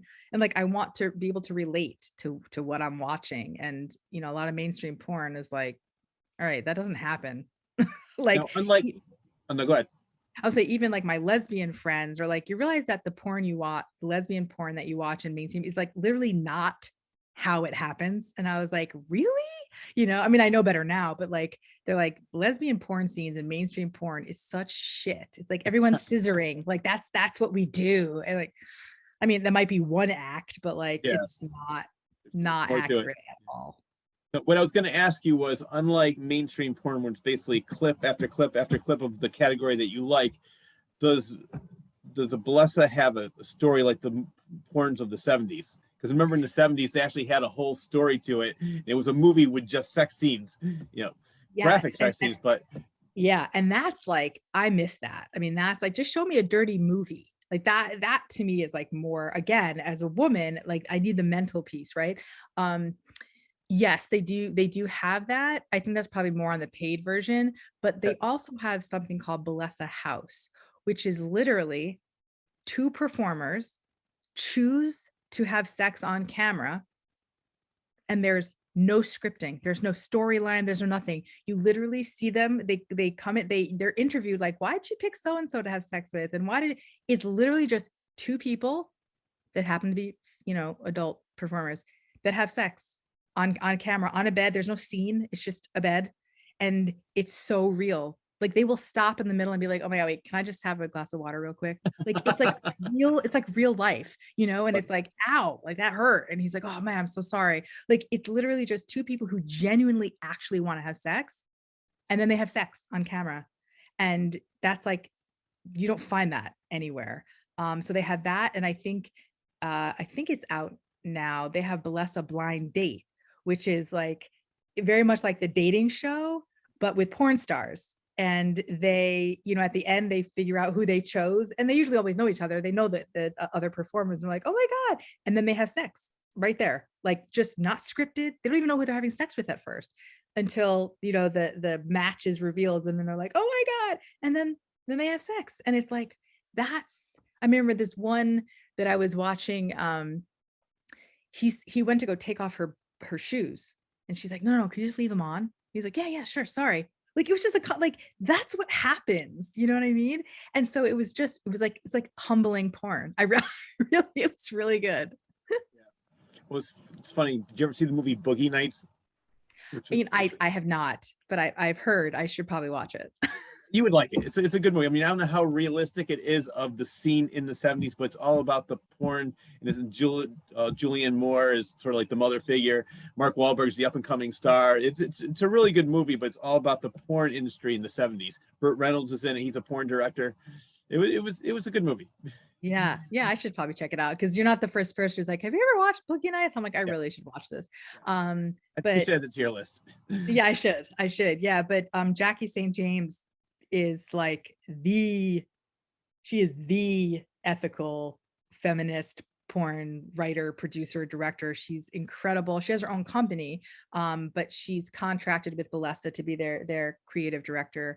And she's just, if you didn't know she was a porn director, you wouldn't know she was a porn director, if that makes What I sense. felt bad about was because we talked about this earlier with the shame and like what she was talking about, like how she can't even brag to her family about, oh, I won this award, I won that award. Like, who cares? It's only porn. It's like, really? They should be proud of her. I mean, she's doing a great job. She's, a director for, I mean, who cares what kind of movies they are?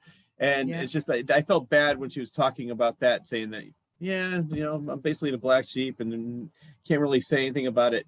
So it's just, unfortunately, I think there's always Yeah. going to be hopefully it's getting better and better. But as we mentioned about 2.5 hours ago, there's always going to be a stigma with porn Yeah. in the porn industry. Yeah.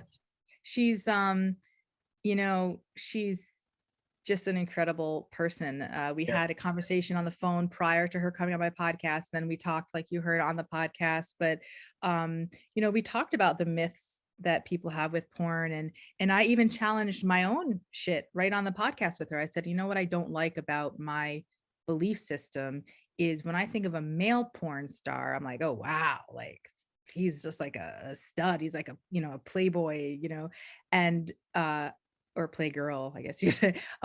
But when I think about women in porn, I'm like, oh, she probably has daddy issues. She probably has no Yeah. self-esteem. Why is that the thing? Like, I don't like that that's what we're taught, right? And so we talked about that on the podcast. And she said, well, Nina, there are women that are in porn that don't have any self-esteem and that have daddy issues. But there are there are women like that in every job in the world, right? It's just that again, she's like, some women are doing it to make money to send back to their family in another country, you know. And maybe some of the guys have mommy issues, like who that kind of exists anywhere, but it was interesting. Same with strippers, I was, no, you was going to know. mention that because they get the same kind of mentions like, oh, you must have daddy issues. A lot of the ones that I saw back in the 90s and early 2000s, they were just trying to get their way through college. And I would see them doing that. They would do their 20-minute dance. And I see them doing their homework in between sets, like, oh, got to go back on stage. And they go back. And there was more than one I saw doing that. There wasn't a Yeah. lot of, there, as you said, you're always going to get those people. Like I remember one just came right up on stage and just fell flat in her face. They dragged up and she was so drunk. You're going Oh, to get geez. those. Yeah. But towards the end, before like when even stripping became like a thing that people can't do, where they had to put tape on their nipples, it just got so bad compared to like the even 80s and 90s. Up until the very end, it's just there was a lot more people that were in it just because they're like, I can make good money. It's not Mhm. really a bad job. I'm not really doing anything that bad, and it's easy. Yeah, So yeah, yeah. yeah, And then, and I think to myself too, the other side of stripping, for women specifically, is the fear.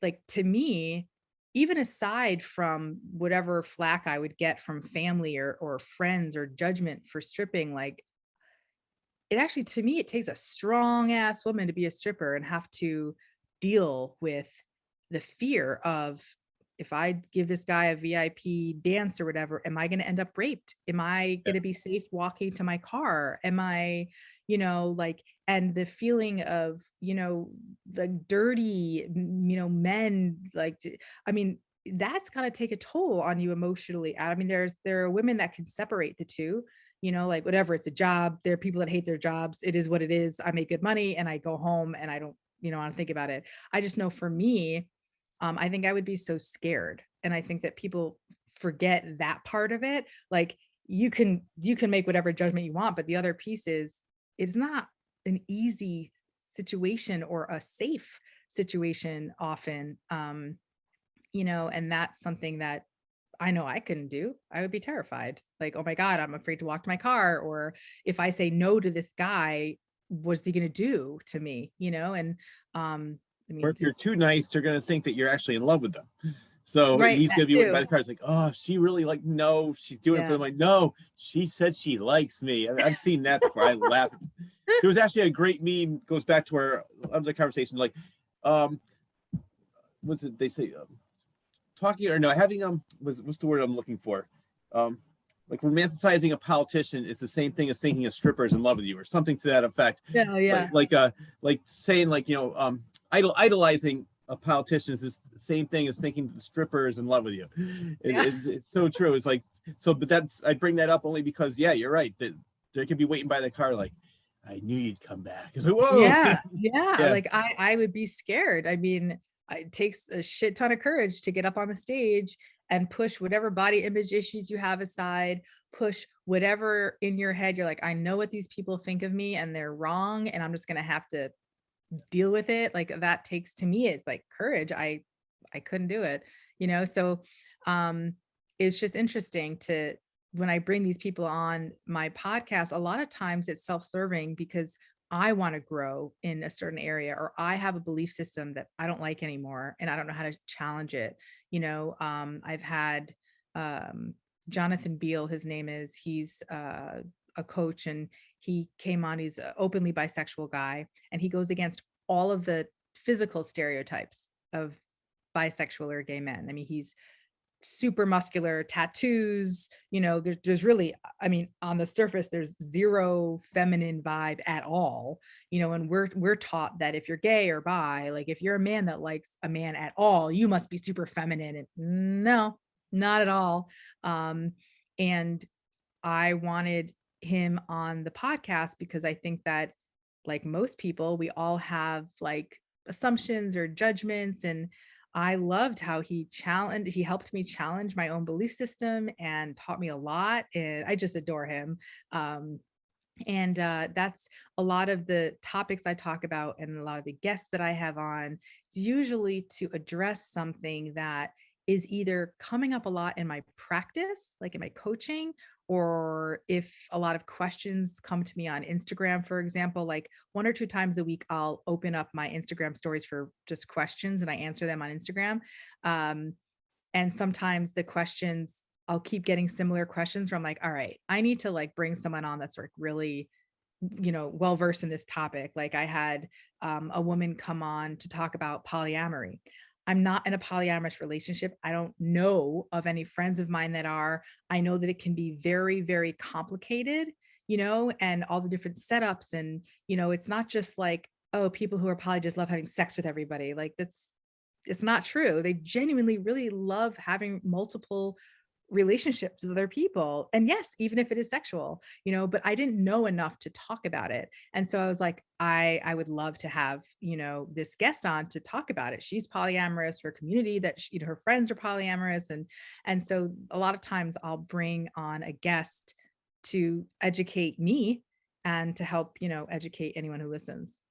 Right? No, I've listened to many of them, and I told you right off the bat, I said I learned a lot listening to your podcast, like Aw, different thanks, terms, or just, Rich. and I love the fact. And I said you're what I mentioned before. I said you're so easy to talk to, and you have great guests, and you start great conversations. So, I love that podcast. I recommend to everybody. Where can people find it? It's called Real Talk with Nina, and it's Yep. on all the platforms. Spotify, I know that. Is it Yep. iTunes? Yep. So if you go to any of your, your favorite podcast apps and just type in Real Talk with Nina, it will pop up. It is labeled as explicit. So if you have, if you're using a device that your kids use and you have parental controls, it may not show up or play, but it is explicit. So whatever account you're using, it would need to be, an adult that can listen to it. So yeah, the podcast is on all the platforms. What is your dirty talk guide?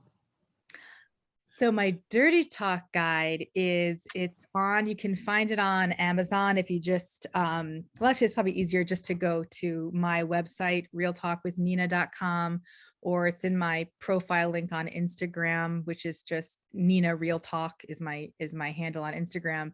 Or even if you look up the hashtag Real Talk with Nina on Instagram, my post will show up. But the dirty talk guide, it's,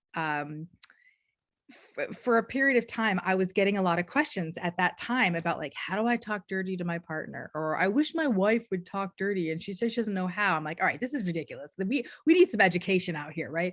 So I literally wrote a guide.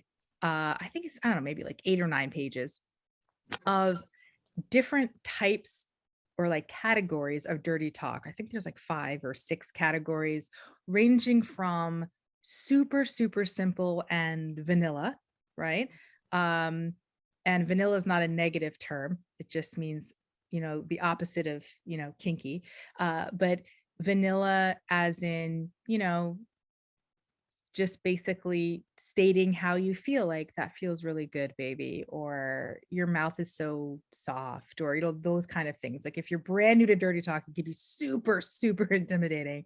Um, and then it goes all the way up to progressively more, kinky, advanced type, where we get all the way to like humiliation and degradation, right? And I specifically talk about the psychology behind each of these types of dirty talk. And I also give like verbatim example, like word for word examples of each type of dirty talk that you could use like that night, right? Just that you can use it right from the guide. It's, I think it's $5.99. But if you go to my website, and go under resources. I think it's like the first link, and it just says, click here to buy the Dirty Talk guide. And it's electronic, so you'll get it like I think it's like a PDF to your phone or your laptop.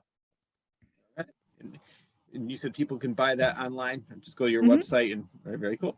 Now, Yep. this next question, the world is dying to know, and I know you're the one that can answer it. So one of your posts I was going through on your Instagram said, "Do you know that you have an orgasm formula?" What the hell is it? 40 So, people are dying to know. right. So, I actually just posted something on Instagram tonight. I have wanted to create a course, an online course for a long time. And again, because of my not type A personality, I'm like, oh, it's going to take work. So I'm just not going to do it. Right. But what I'm finding is that eventually, as one person, I won't be able to take on any more clients. I'm just one person. So how do I continuously get out information that I think is super important without having to take that many clients on? Because I'm only one person, I'm going to run out of space. And so I really want to create a course on learning and being able to communicate about your erotic formula or your orgasm formula, right? So basically what that is in super short, in a super short explanation is what turns you on and why, right? Because fantasies are less about the context and more about the emotions they're eliciting. Right. So when people come to me like, I don't know why I like men, but I don't know why I just like have these fantasies about being dominated and pegged and just being like super submissive. Like I'm a high powered, man in my job and in my real life. And like, why would I'm like, that's why. Is because it's exhausting being like that. And the further away we go from our reality, our brain is like, oh, what is that? Right. And it's a dynamic, power play. And it's actually really common for that to happen. So finding out what you're turned on by and why, and how to stay turned on, meaning what are your what hits the brakes for you, right? So you could be turned on and then become intimate with someone and then be like, I like this is a barrier to my orgasm, or I'm thinking too much about this, or I'm thinking too much about that, right? So figuring out how to get turned on, why, how to stay turned on, and then how do you get off? What is what I was talking about before is that the easiest way is to take what you do on your own and bring it into the bedroom with your partner. And it sounds so simple, right? But we come up with a million reasons why we can't do it. Oh, the position I have to be in isn't conducive with a partner. Oh, but I can only get off with a vibrator. Oh, I can only jerk myself off. I have to finish myself off. I can't, and The problem is, the problem is, so what you're telling me is how to get off, yeah, and you're choosing not to do it is what you're, so it's that whole process, right? And so that's when I think of an erotic formula, or what's your orgasm formula, is that each of us has a really unique process to getting turned on, and what turns us off, and how we physically actually get off, right? And I think that most of us don't think about that process at all. We know what it is. Like I know I can go upstairs. I know exactly what I need to watch. I know exactly what to think about. I know exactly how to use my vibrator. But if I were to actually have to explain to somebody why something turns me on, what takes my head out of the game, and how I mechanically, like physically get off, I would have to really think about it. And so I want people to think about that, because if you do not know your erotic and orgasm formula, how the hell is your partner supposed to know? Like, they're just like, it's like the blind leading the blind, right? But it's not discussed because of shame, embarrassment, fear of rejection, fear of abandonment, all of those things that we all fear, including me, right? And that's what keeps us from having super authentic, intense, highly sexual, fulfilling relationships, is all of those fears that come up. We know how to be authentic with ourselves.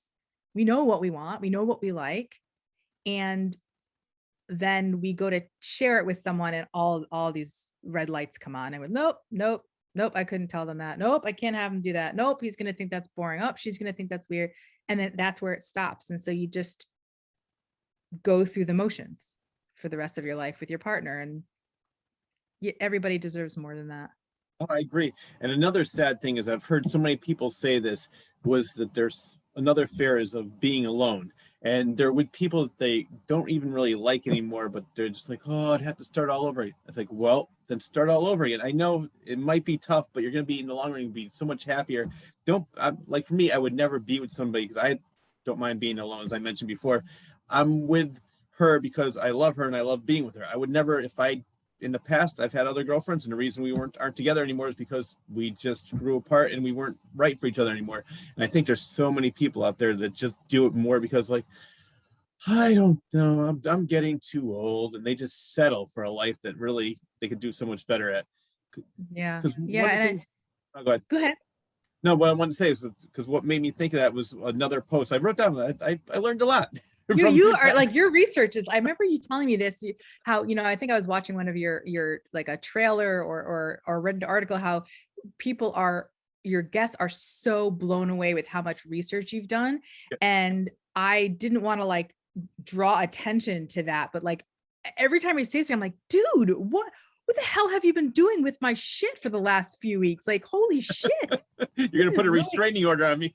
This isn't, no, I'm impressed. Are you kidding me? I'm like, this is awesome. Like, you're like referencing podcast episodes and posts. And like, I think it's amazing. I'm honored. I'm flattered. This is like awesome. This is so cool.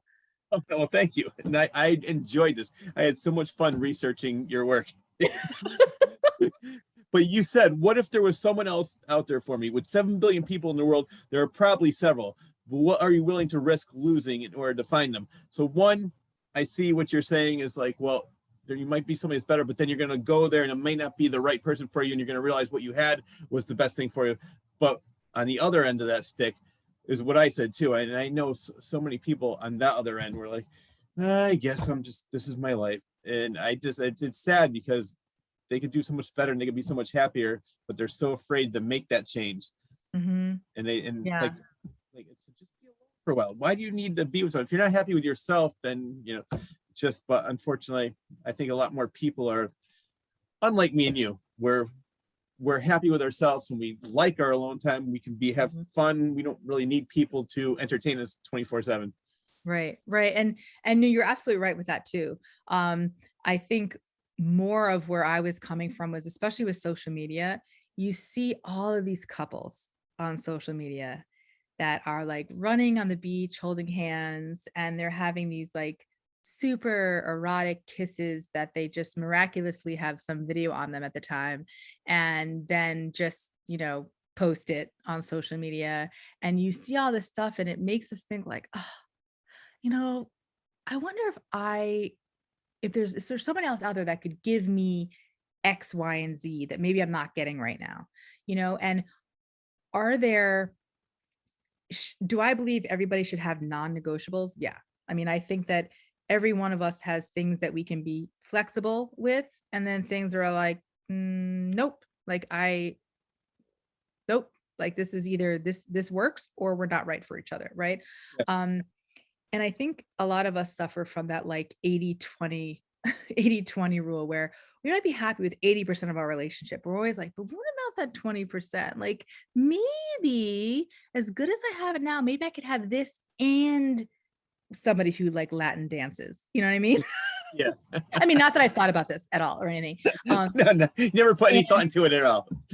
No. And so like, we have this element of fantasy that we can get really caught up in. And the truth is it possible that there are other women out there that could make my husband happy? Sure. I mean, like, duh. There's a lot of people in the world, right? But do I think, or do I have confidence in the fact that he knows that what we've built is so solid that the risk of losing that is pretty great, right? Yes, I am confident in saying that. Do I think anyone's immune to divorce or infidelity? No. No, including my marriage. Like, we're just human, right? However, I do think that the stronger your foundation is with your partner, and that comes with uncomfortable, brutally honest conversations. There is no other way around it. I hate to break it to you. There, without those conversations where your skin is crawling and you're going, holy shit, I can't believe I'm about to say this. What if they get mad? What if they think I'm weird? What if they leave? Like, those conversations are transformative. And so when you build a foundation like that, it is so much, there's a much greater chance that you will be able to weather all of the shit that inevitably comes in long-term relationships, right? Than if you keep your mouth shut because you don't want to be alone. Or what if I say this? And there are, and I'm speaking not because I read this in a book. Like, I'm speaking because over the last 18 years, I'm sure my husband and I have had conversations that would have just not worked for some couples. Maybe it would have been the end, depending on what they're talking about. But I also have the mindset of, I would rather know now that this isn't going to work than settle in sub-content land for the next 40 plus years. That scared me more. And I think what really drove that home was my parents got a divorce after 45 years. Yeah, they got divorced it's a fascinating story, but they got divorced about 4 years ago. And then they got remarried to each other. And I got ordained online, and I remarried them in my living room. Love it. But obviously I didn't know nobody knew they were going to get married again together. But when they got divorced, my world was shattered, Rich. This is like, they were not that they were perfect. I mean, I knew better, but pretty close in my sister's eyes and in my eyes. Like, they're like, I want a marriage like my parents. Like, they are best friends. They have everything. Like, and when that didn't work, I was like, fuck it. Like, I'm not even wasting my time. I was like, Matt, let's just divorce. Cause like, my parents didn't make it. We're not going to fucking make it. Like, if they can't make it, nobody's going to make it. And I think what I learned from that was, their biggest breakdown in their marriage was communication and not telling each other how they really felt out of fear of judgment, abandonment, rejection. And so that threw me for quite a loop. And that was a huge turning point in my marriage, because I was like, look, there is no guarantee. Enough of that bullshit of like, a piece of paper is going to make sure you're married forever. It's bullshit. You cannot, adult love is conditional. It is not unconditional. You have to put in the effort. You have to be the partner that, you have to be the right partner for each other. And that takes communication. Right. And so I kind of was like, all right, look, if we have any chance of making this, right? Because you remember when my parents got divorced, I was like, oh my God, like, it's like Mickey and Minnie Mouse, like, breaking up, like, forget it. I questioned everything about the institution of marriage. I questioned everything. And I was like, all right, like, if I ever were to get a divorce, I need to know that I was 100% authentic and in the game, asked for everything I wanted or needed in the relationship, because that's the only way I could walk away from a relationship without regret. And from there, a lot of conversations came up. And were they easy? Nope. But what it did was it also opened up space for him to be honest with me.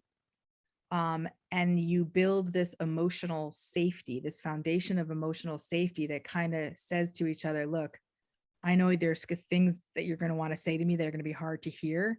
And I'm telling you that I'm here. I'm going to hear them, and we're going to work through it. right? And that enables you to open up about all different kinds of stuff, not just sexual, right? Parenting styles, fears of money, whatever. But I have found, and I know that my relationship isn't like every relationship, but for us, the more vulnerable and honest we got about our intimate life, the closer we got as a couple, period, outside the bedroom too, Yeah. you know.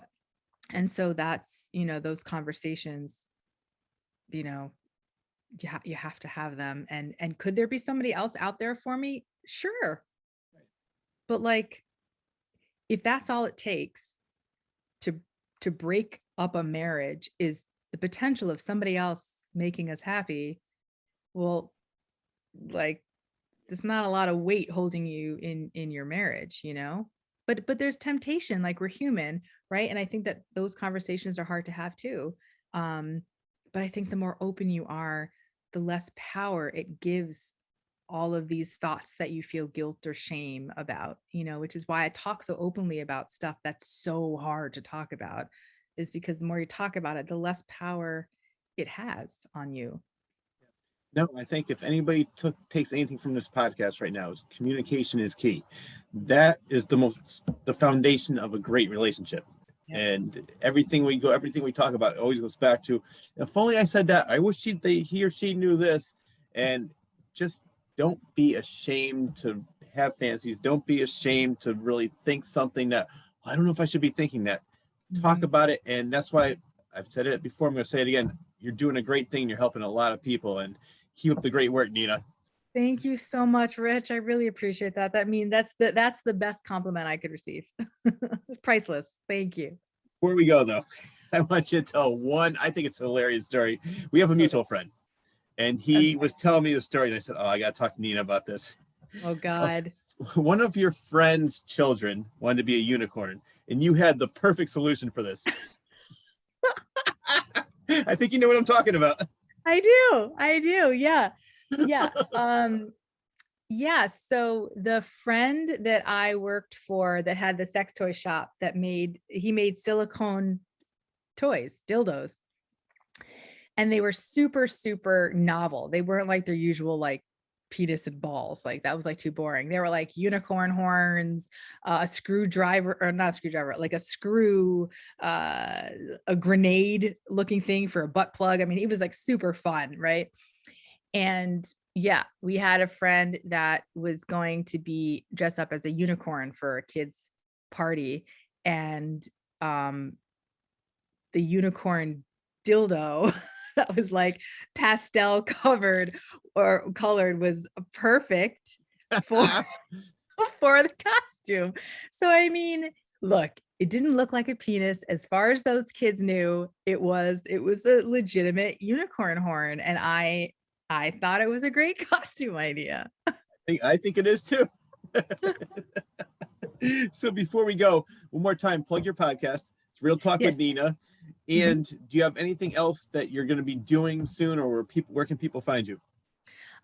So the best place, aside from my website, realtalkwithnina.com, has all my social, links on there, but on Instagram is where I'm most active. And that's Nina Real Talk. Again, you can just hashtag Real Talk with Nina and my post will come up.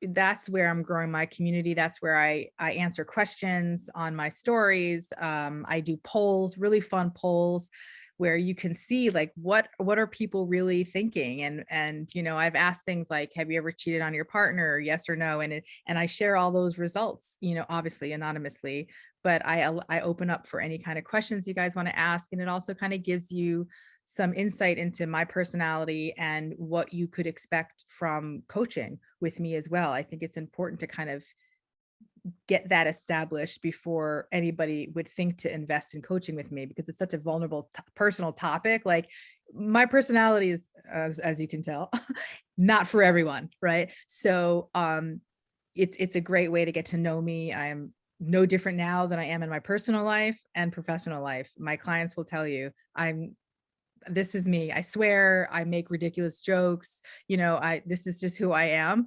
And so Instagram is a great way to get to know me. But yeah, those are the best. I'm guessing besides the Dirty Talk Guide, you're not going to be writing any books just because you don't feel like it. Right. It's just too much work, Rich. I mean, come on. I need, like, there's sleeping I have to do, there's eating, and there's orgasms. I mean, we talked about this. This is like, sleep, eat, come. Right. Nowhere in there does it say write a book, Rich. Okay. You know what? I don't know where I got that crazy idea. I apologize in advance. Nina, you got to come back on the show. I could talk to you for hours and hours. There's so many different things, and I love what you do. And I'll be listening to your podcast. I'll be subscribing to it. Real Talk with Nina. Thank you so much, Rich. I'd be happy to come on anytime. Thank you so much. All right. That wraps up the latest episode of the Claws Corner. A huge thanks goes out to everyone's favorite sex and relationship certified coach, Nina. I would also like to thank you, the viewer, for tuning in every week. Enjoy your day, everyone.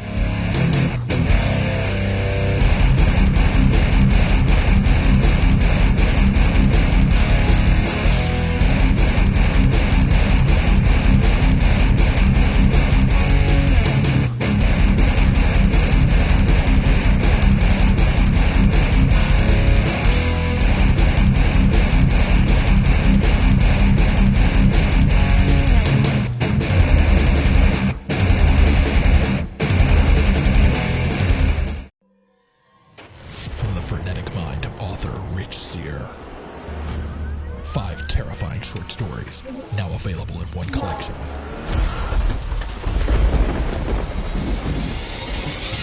Confessions of a Frenetic Mind. 5 tales of blood-curdling terror. Available on Amazon and Barnes & Noble.